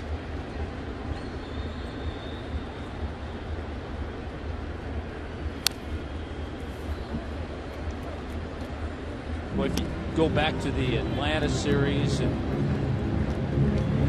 so far in this game, the Marlins have been outscored 26-4. And if you add up the innings, it would be what? 33 innings, 4 runs. That's not very many. You know, Ozzy's definitely going to start looking for some combinations to try to see if he can get the team back going. You got guys like Solano and Ruggiano who've proven that give you some good at bats, so you might start pressing those buttons to see what kind of combination you can put out there to get some runs going. You know, one of the things I was thinking about the other night, and especially now with Infante, who looks like he's swinging the bat like he did early in the year. If Morrison's back in the lineup, I wouldn't mind seeing him hitting second and have Infante down a little bit. Give Lomo a chance with some fastballs, maybe to come out of it, maybe to get his swing back. Would you slot Infante behind Stanton? Yeah. I think Infante can hit pretty much anywhere in the lineup. He's one of those guys where his approach isn't really going to change that much no matter where you hit him. So I think he has the ability to hit up and down the lineup anywhere. Or if you had Dobbs in there against the righty, you could have Dobbs behind Stanton again, right, too.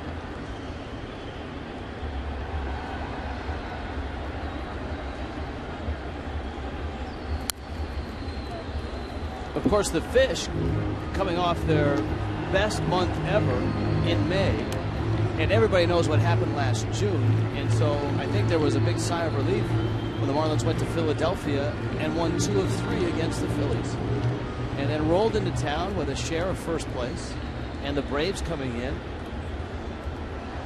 Then they ran smack dab into Tim Hudson, Randall Delgado, and Mike Minor. Well, there's also something to be said for once you finally make it to the top of your division.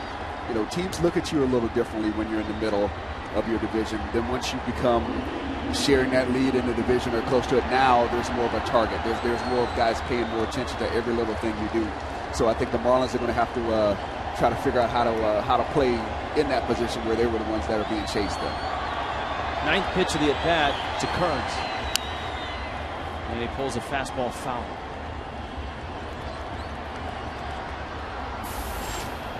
And we certainly talked about it for a month, about the schedule in the month of June. It wasn't going to be an easy ride.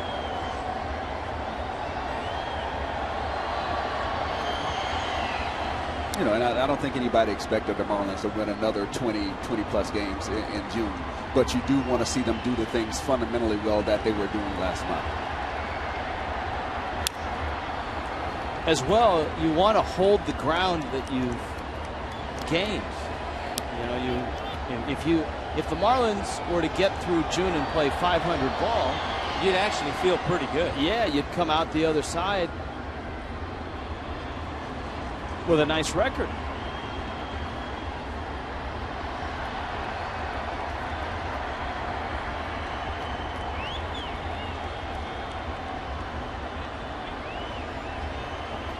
Another 3-2. Chopper. out there. And safe is Kearns, although Kearns still, as you watch him run, he doesn't look all that comfortable coming off the hamstring injury. Yeah, I was just thinking in my mind about, of course, I guess you always think in your mind, about perspective.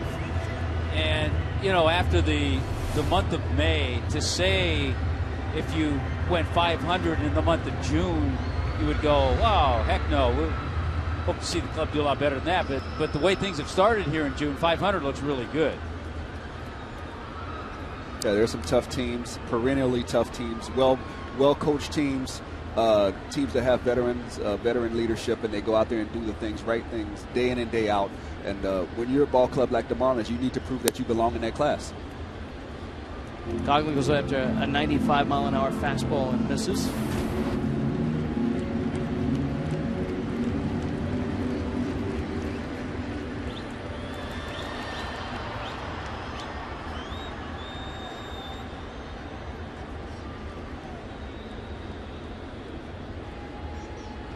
Chris is 0 for 2 and has walked once. His average has dipped to 159. You know, Chris is having one of those stretches. Is not really swinging the bat that well, and just as how this game goes, you have a few tough at bats early, and now you get into your later part of the game. You got this 95, 96 miles an hour lefty that's slinging it across his body, and you got to take in there and suck up that at bat.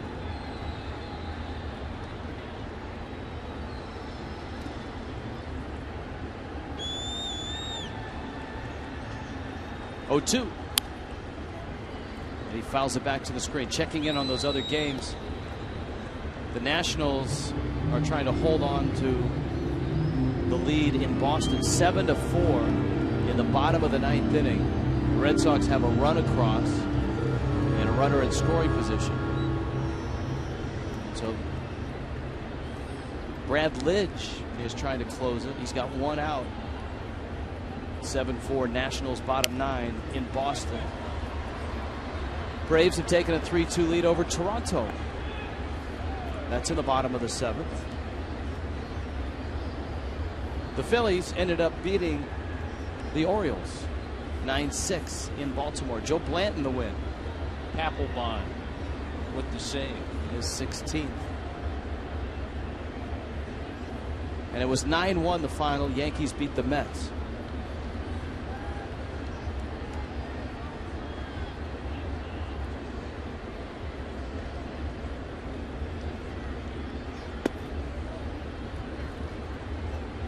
There are times during the season when everything's clicking offensively that you'd look up at the scoreboard and a 5-1 deficit wouldn't be that much. 4 runs, you say that's not a big deal. You'd be talking about it on the bench. Get a few guys on, get a couple of key hits. Coughlin up the middle. Backhand and a nice flip by Zobrist to Rodriguez to get the out. This is not one of those times. No, it feels like 10-1 right now.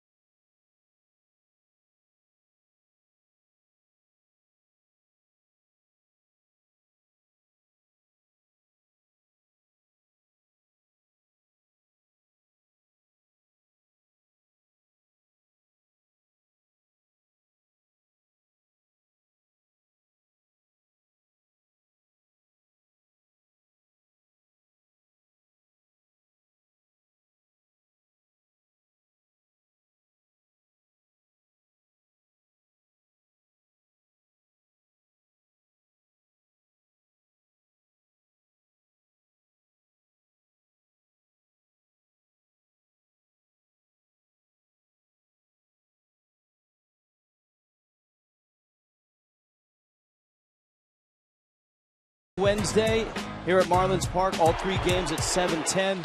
All fans in attendance on Wednesday get a drawstring bag courtesy of MLB Network.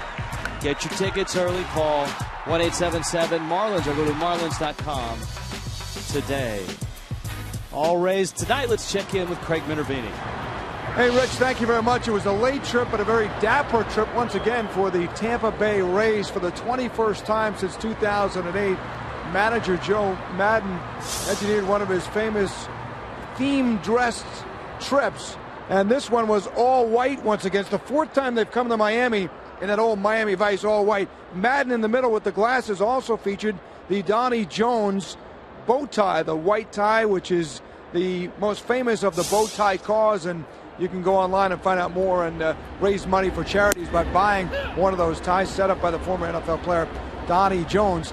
But I asked Madden why he did this, and he said, you know, when he was an assistant with the Angels, he always thought it was quite frankly dumb for guys to have to dress up, tie to the T's to fly on a charter flight, maybe land somewhere at 2 in the morning. So they do not have a dress policy, but every now and then, a few times during the season, they'll have these themed outfits that the guys sometimes have to purchase clothing that could cost a couple of $1,000s at a minimum to fit in. He says it's good for camaraderie too and to fit in, and he thought Fernando Rodney was the most impressive. So as I throw it back to Preston, I'm wondering, do you have anything from the Jones collection at all? I don't have anything from the Jones collection, but I got to tell you, one of my favorite flights I've ever done was we had a 70s flight when I was playing in Colorado. And you had guys coming in with like the bell-bottom pants on. Please tell me you were Huggy Bear. Oh, I had on like a gold, like a velvet, kind of like plush kind of suit. Oh, man, it was funny. It had like one of those like jabot type ties. It was a blast. Did you have the hat? You had the hat to go? No, I didn't have a hat. Well, they've done all kinds of things. They dressed up as Navy SEALs on a trip. Joe Madden's ball club. They had the grunge wear, I think, on a flight to Seattle. They were Cowboys when they went to Texas. Luke Scott is up there. Infante knocked it down, and it rolls away from him. And Scott is aboard with 1 out here in the 8th inning. Yeah, that ball was blistered right there. I know that's going to go as an error, but Infante did a good job just, trying to keep it in front and hoping to knock it down and make a play.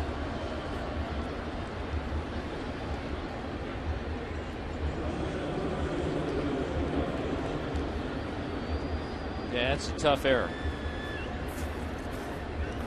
Yeah, and it is an E4 on the board. Here's Will Rhymes. Jim Leland would tell you on that play, son, it's the big leagues.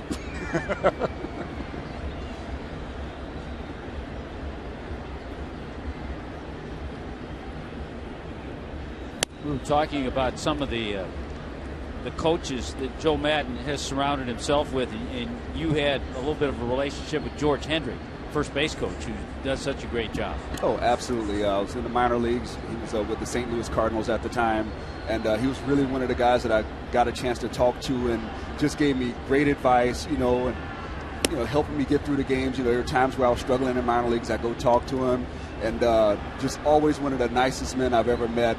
Great ambassador in the game, and he truly loves the game and loves teaching the game. So if any young players ever get a chance to run into George Hendricks, please spend some time and talk to him. He's a great man. Boy, he was a terrific hitter, too. Oh, and he was the first guy to wear the long pants. I was just about to say, if you guys want to talk about fashion statements, there are very few players in any sport that change a fashion, be it basketball or baseball. George Hendrick, the first to wear the long pants. He did it in the 70s. And he was the only guy doing it at the time, and little by little it trickled into the game. Guys used to joke. They'd say, yeah, George has those long pants. They look like, he could just put on a blazer and go out after the game with the pants on. Tell you what, guys appreciate him now, because I think guys got a little tired of the high sock look. And then it went for a while where baseball players had the soccer socks with the pants up, and then now everybody's wearing the long pants. So thank you, George, because there's a lot better look, I think. Did you change in your career, or were you already grandfathered in with the George Hendrick look when you walked into the game? No, I changed throughout the years. I started out wearing the regular stirrups, the old school stirrups with the arches in the front and the back. Then I went to the soccer socks. But you know, it just became so much easier to get dressed when you didn't have to put on 2 pairs of sanitaries, a pair of socks, the stirrups over that, when you could just wear your regular pair of socks and put on those long pants. There's a whole generation of players. See, that those are not stirrup. Those are just regular socks. Those are just regular, like, soccer-style socks. Well, the generation now probably never had to wear the stirrups with the either tape or you'd have the little elastic to keep them up. Yeah, I remember those. Yeah, we had to wear those when I came in with the Mets. You had to wear them. You couldn't wear anything else. You had to wear the old-school stirrups, and, it was definitely part of the game, but it's part of the game I don't miss because it's a lot more comfortable just wearing the socks and not having that thing wrapped around the top of your stirrups. Sandy Rosario with the runner going. Pitch down low. Bucks throw. Reyes has to race over to get it. Luke Scott has stolen a base.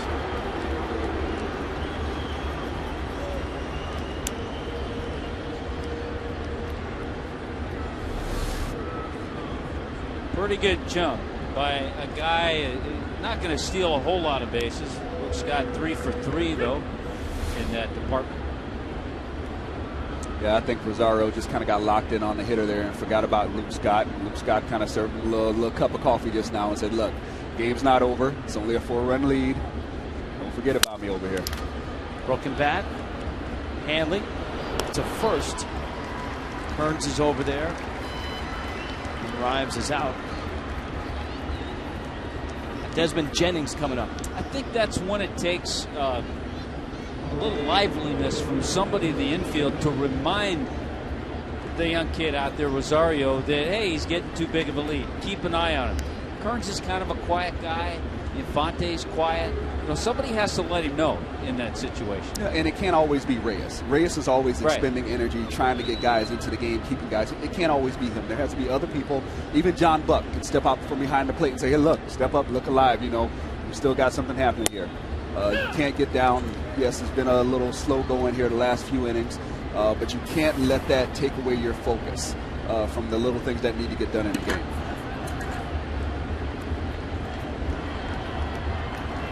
Two outs. Jennings has doubled in 4 trips. And Rosario to the plate. 96-mile-an-hour fastball. You see the stuff that allowed Rosario to close successfully at AAA. And if he can throw that consistently in the big leagues, he can find a spot in somebody's bullpen. Well as he was throwing in the minor leagues, he may not have had too many people to worry about holding on first base, keeping him from stealing second. That's right.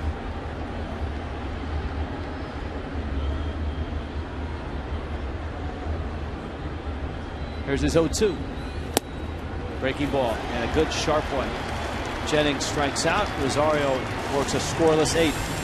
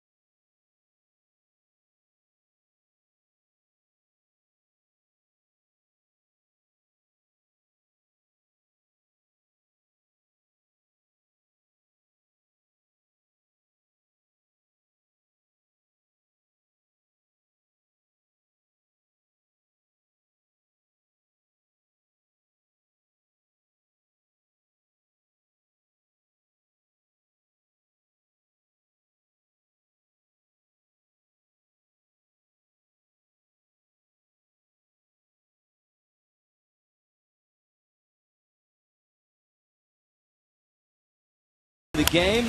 Burke Badenhop out of the bullpen. Marlins threatening in the 5th. A 6-4-3 double play. Marlins were down 3-1. The hopper continued on and worked a scoreless 6th inning as well. So for that, the hopper gets the Kawasaki performance of the game.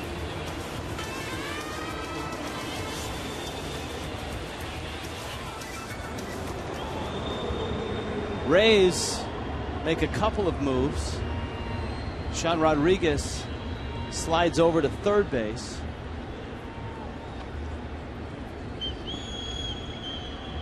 There's Elliott Johnson, the shortstop.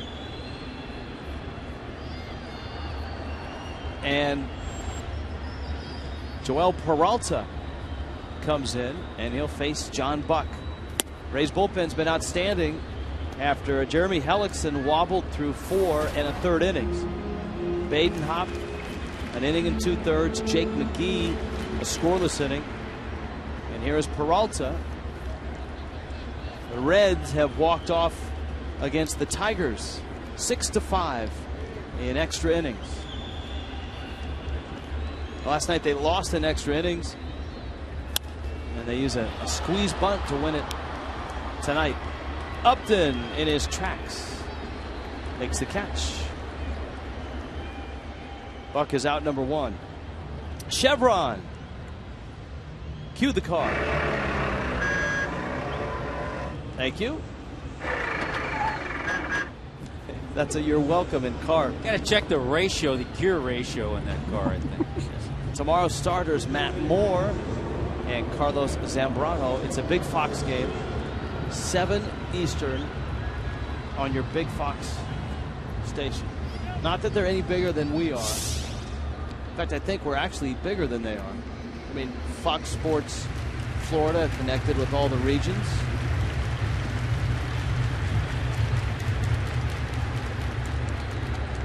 There's Logan Morrison.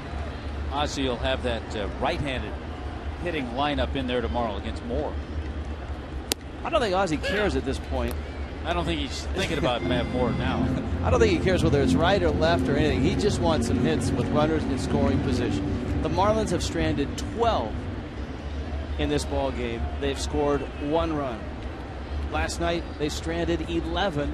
They've scored 2 runs.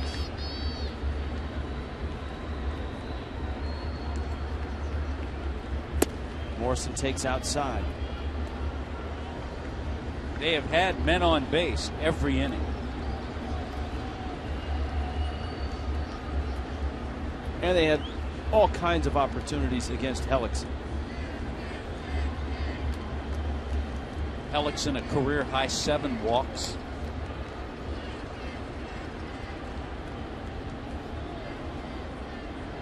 One pitch coming. When you're not going well, instead of 2-1 on a check swing,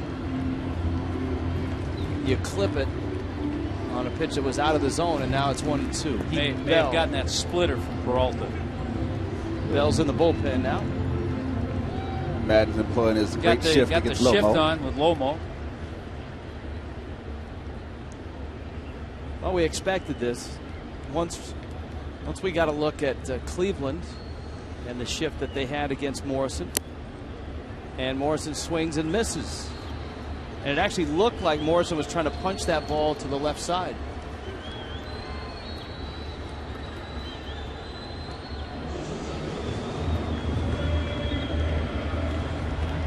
Here comes Reyes.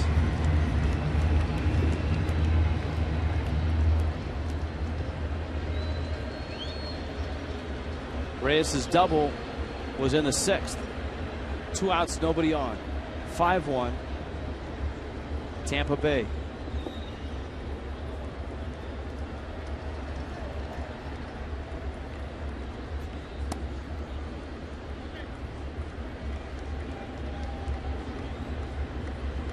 No, Jose had that one game where the 15-game hitting streak was snapped, but he's now hit in 17 of 18.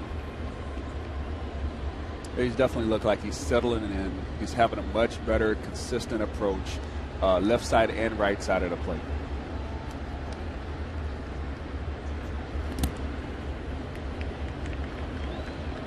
2-0.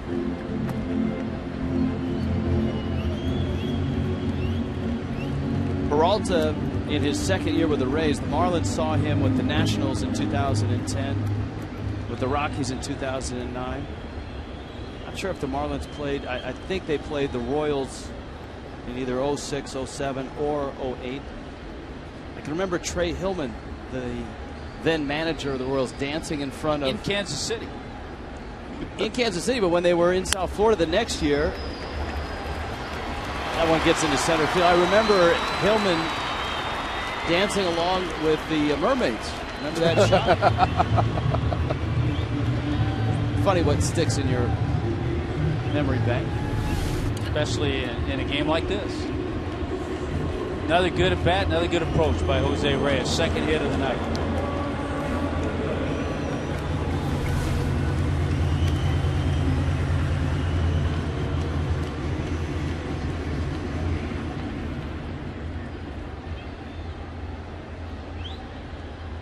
You know, in that Washington game, Rich, Strasburg went 6 innings, runs his record to 7-1, and had 13 strikeouts. Wow.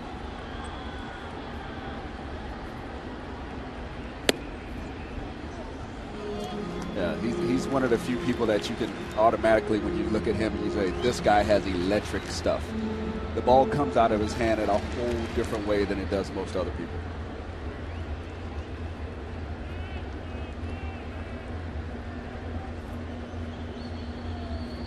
It looks like and it feels like the Nationals are limiting to 6 innings a start, maybe to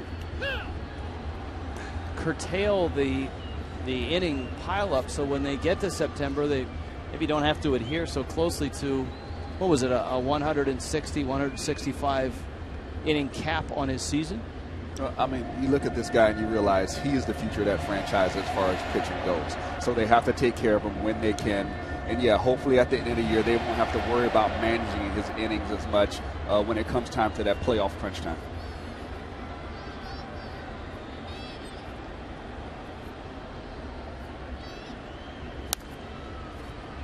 It becomes a really interesting decision, though. I think a lot of people are anxious to see what happens, because if the Nationals continue to play the way they have been, there's no reason to look at their lineup and their pitching staff to think they won't. And that limit gets there, and all of a sudden it's middle of August or end of August. What do you do? I don't think you can shut him down. I don't think so either. You don't get that many grabs at the ring, do you? No. There's people who played this game lots of years, been in the major leagues lots of years, and never had a chance to get a ring. So when you get a chance to go for it, you go for it. So yeah, I think it'd be a tough call to say that you're going to shut him down when it gets down to the end of the season, because his innings are at a certain point. I wouldn't be surprised if they get to August or September and maybe skip a start and try to ease him up that way. Well, yeah, that you can do. Maybe try to manage it here or there. Maybe with a day off, with the way the days off fall at the end of the season, you may be able to manipulate the rotation. That's a foul ball. Infante continues to swing the bat well tonight. He's 3 for 4, a double and 2 singles. Yeah, Davey, we're calling up John Lannon, and we'd like you to use him instead of Steven Strasburg. I don't think Davey Johnson's going to go for that in late September. Davey doesn't have too many more grabs at the ring left either. It's a great problem to have if you're the Nationals, and if they do get there in September and have that issue. Well, they have Mike Morse's back. Yes. Big bat in that lineup.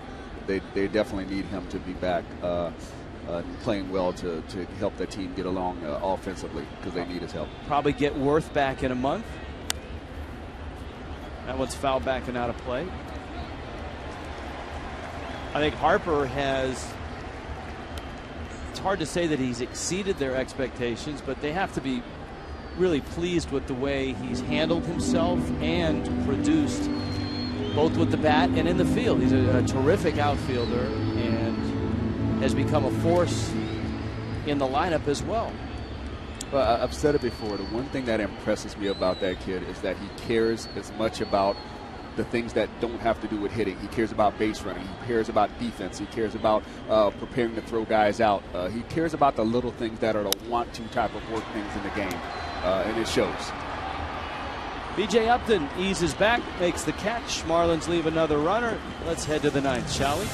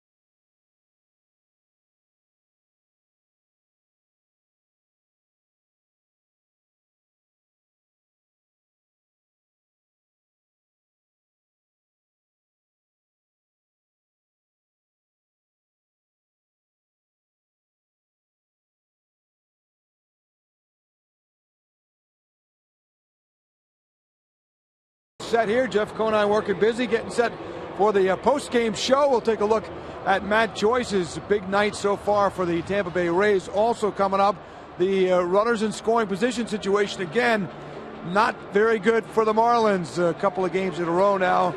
And we'll look at Omar Infante's night. Much more coming up. Reaction. And we join you after the game. Marlins Live post-game presented by Checkers. Back to the guys in the booth. All right, thank you, Craig. Heath Bell will come on in the ninth and try to get some work here, try to stay sharp. Matt Joyce, who has enjoyed a big night, will lead it off. Then B.J. Upton and Ben Zobrist. There's Bell's season, and it's been certainly a roller coaster. If you followed the Marlins, you know that Bell came out of the blocks and stumbled, and slowly Ozzie Guillen got him back in that closer's role, and Bell has looked better as the season has gone on. I think Ozzie deserves a lot of credit for the way he handled that whole situation. And it's funny how the season goes. You know, here's Bell out here to get some work. And then there was a period of time when I think he was 3 or 4 games in a row out there closing out games. This is one of the games where when your closer comes in this situation, you hope that he still has that focus, because it's so hard for those guys who are so used to pitching in those pressure-filled situations to come in with the game not being on the line, to have that same intensity and focus. So you really hope that they have that out there. You hear closers talk about the adrenaline and not having the adrenaline in a spot like this, but it's necessary, as Tommy pointed out, to stay sharp, to keep the arm and the location. It's necessary to pitch in a game like this every now and then. Yeah, and if nothing else, they're reminded that there is still adrenaline out there. It may not be the game on the line type of adrenaline, but there is, because they want to perform well and they want to get the job done. But you have to make sure that the focus is there to the little things, and that's what they kind of lose, is the fine-tuned focus, because they don't have to be as sharp because the game isn't on the line. Nice changeup. And a quick exit from Matt Joyce. Bell gets a strikeout. Evan Longoria not active yet. The Rays are right at 500 since he went on the disabled list with a torn hamstring. 6 different players have played third base, and it's to Joe Maddon's credit that he's kept them at the 500 mark. They say Longoria 8 to 10 days away. He worked out. In fact, we had video of him on Marlins Live before the game here with the club. Brian Anderson, the Rays analyst, said that the Rays don't travel with disabled players. So when you see a guy like Longoria with the club, it means that he's getting close. They've used 9 different players in the cleanup spot. Upton bounces out. 2 nice at bats for Heath Bell. Here's the injury, trying to steal second base. Yeah, that's tough right there. You see him going down, and right as he gets about 4 or 5 steps away, you see it grab him, and he tries to just kind of fall into the slide. And, you know, it's one of those times where you're fortunate that nothing else goes wrong because it's such an awkward fall into that slide. You know, hopefully he'll be back well soon. Yeah, he didn't do it in the slide. He did it just, as you said, about 4 steps before he got to the bag. Liner to left, and it falls in front of Ruggiano. Ben Zobrist has his second hit of the ball game. So the Rays have come in here and they've done what they do best. They've scratched out runs. They've didn't get dominant starting pitching, which they've been able to get a lot this season, but their bullpen has come in and cleaned up for Hellickson and Joe Madden and company with a 5-1 lead. And here is Pena, who had a nice hit in the 7th inning.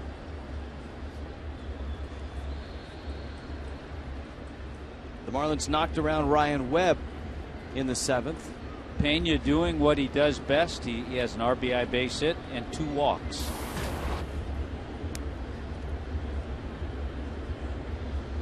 Sandy Rosario looked good, an inning and 2/3 for Rosario.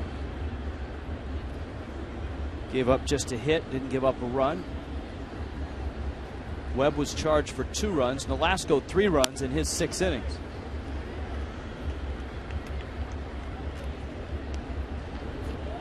Cesar Ramos and Fernando Rodney.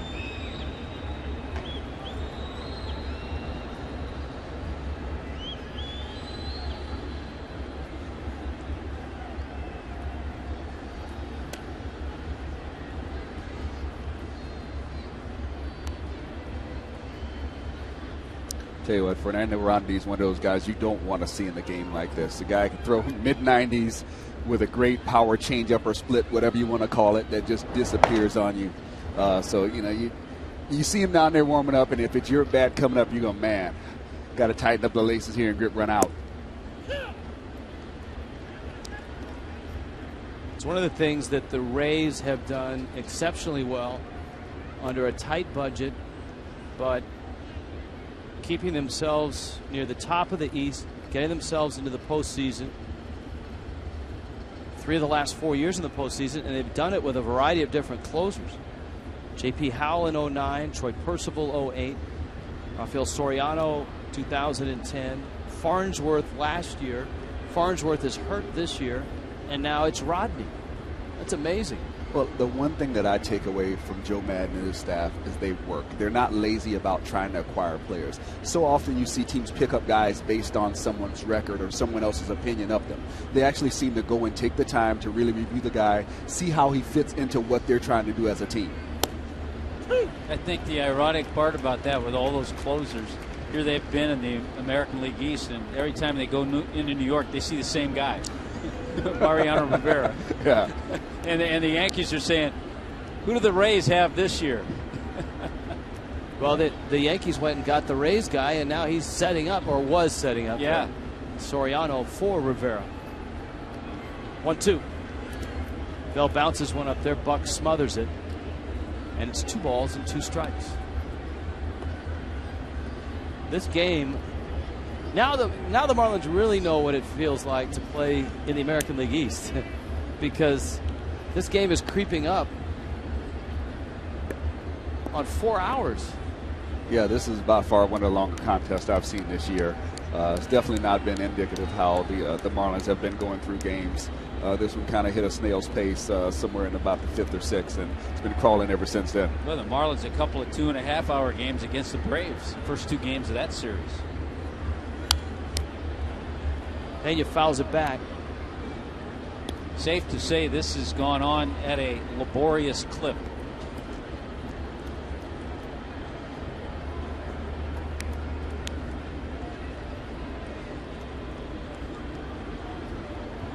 What was the word you used earlier? Not Burley-esque?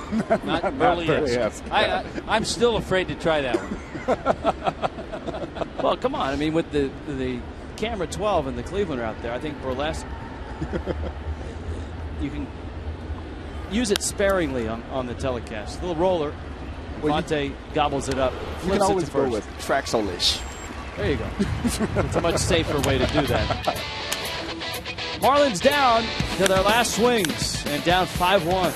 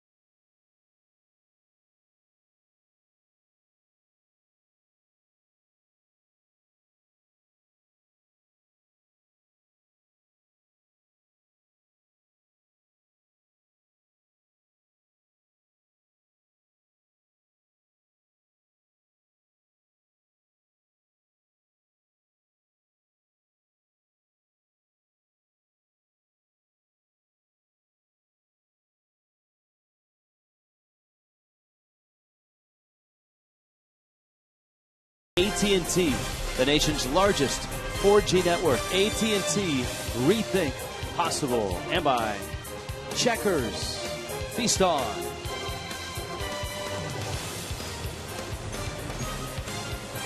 In Miami tonight, even camera 12 has been unable to inspire the Marlin offense. A mean game of volleyball going on. And Rich, you know the way this game has gone. Preston and I were having a discussion between innings, and he actually asked me if we get paid by the hour in these games. He wasn't quite sure. Come on, guys. Let's get a few runs right here. Fernando Rodney, we've been talking about him, anticipating Rodney's arrival, and here he is. It's a guy that has that devastating power changeup. So he comes in with his 1.01 ERA. It's allowed just 3 earned runs in 27 innings this season. And he zips up a fastball that's high. Hanley Ramirez, Giancarlo Stanton, Justin Ruggiano are scheduled to appear in the bottom of the 9th in a 5-1 game. On a night where the Marlins have left 13, the Rays have now left 10.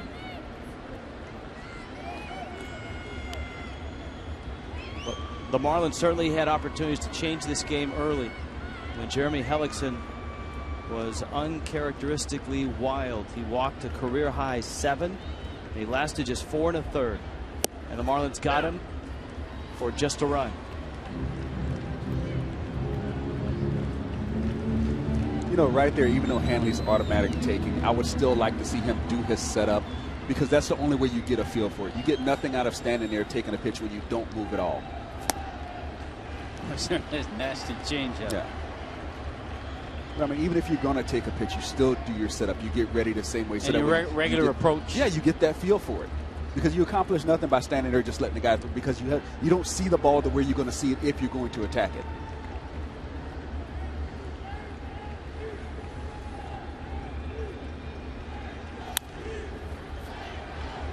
.97 with that fastball. And it's 2-2. Rodney is 35 out of the Dominican Republic. 7 years in Detroit. Couple of seasons with the Los Angeles Angels of Anaheim.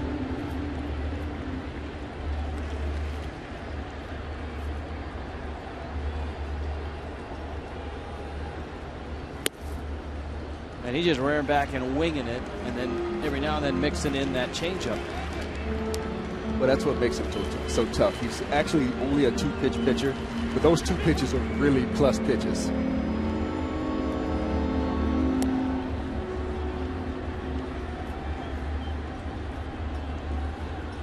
Well, Hanley's gone to 3-2.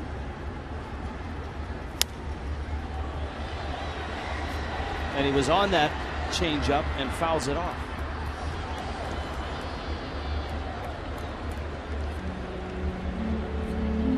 Rodney has closed before. He did it in Detroit and 37 saves in 2009.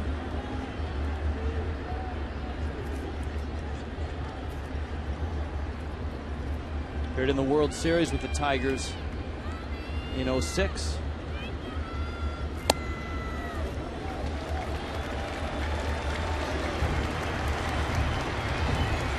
Hanley trots down to first. Now, did you appear in that World Series in 06? Let me think. 2006. As a matter of fact, I did. So that's what that big thing was. It just flashed in front of my face. Yeah, you know, it's just a natural reaction. Anytime someone says 06, my left hand just goes out like that. You know? And you weren't even one of those diminutive, versatile infielders that La Russa had half a dozen of. No, but you know, the thing that they did for me is they moved me around the outfield. I played all the outfield positions when I was there in St. Louis. Hanley's at first. Giancarlo Stanton is up. Counts 0-1. Stanton's walked twice, flied out, struck out. Rich Waltz, Preston Wilson, Tommy Hutton on a night where the Rays are doing what the Rays do best. They have scratched out 5 runs. Jeremy Hellickson was not dominant, but the bullpen backed him up.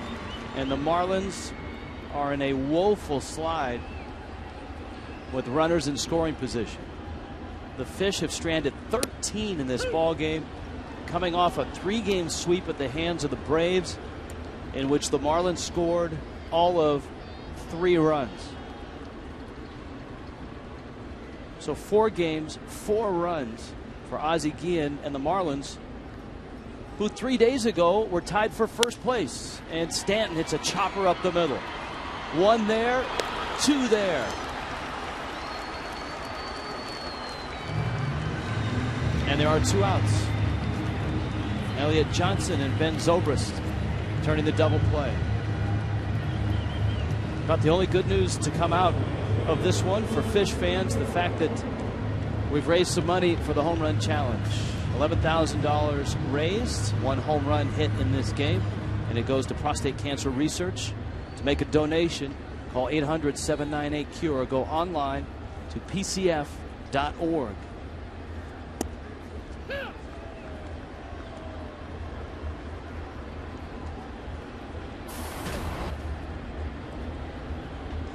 Ruggiano with 2 outs and nobody on. The changeup, you see the bottom just drop out of that thing. I tell you, I would like to have seen Stanton get in a hitter's count against Rodney right there, just to see the power versus power matchup. If you had a chance to force him to throw a fastball there.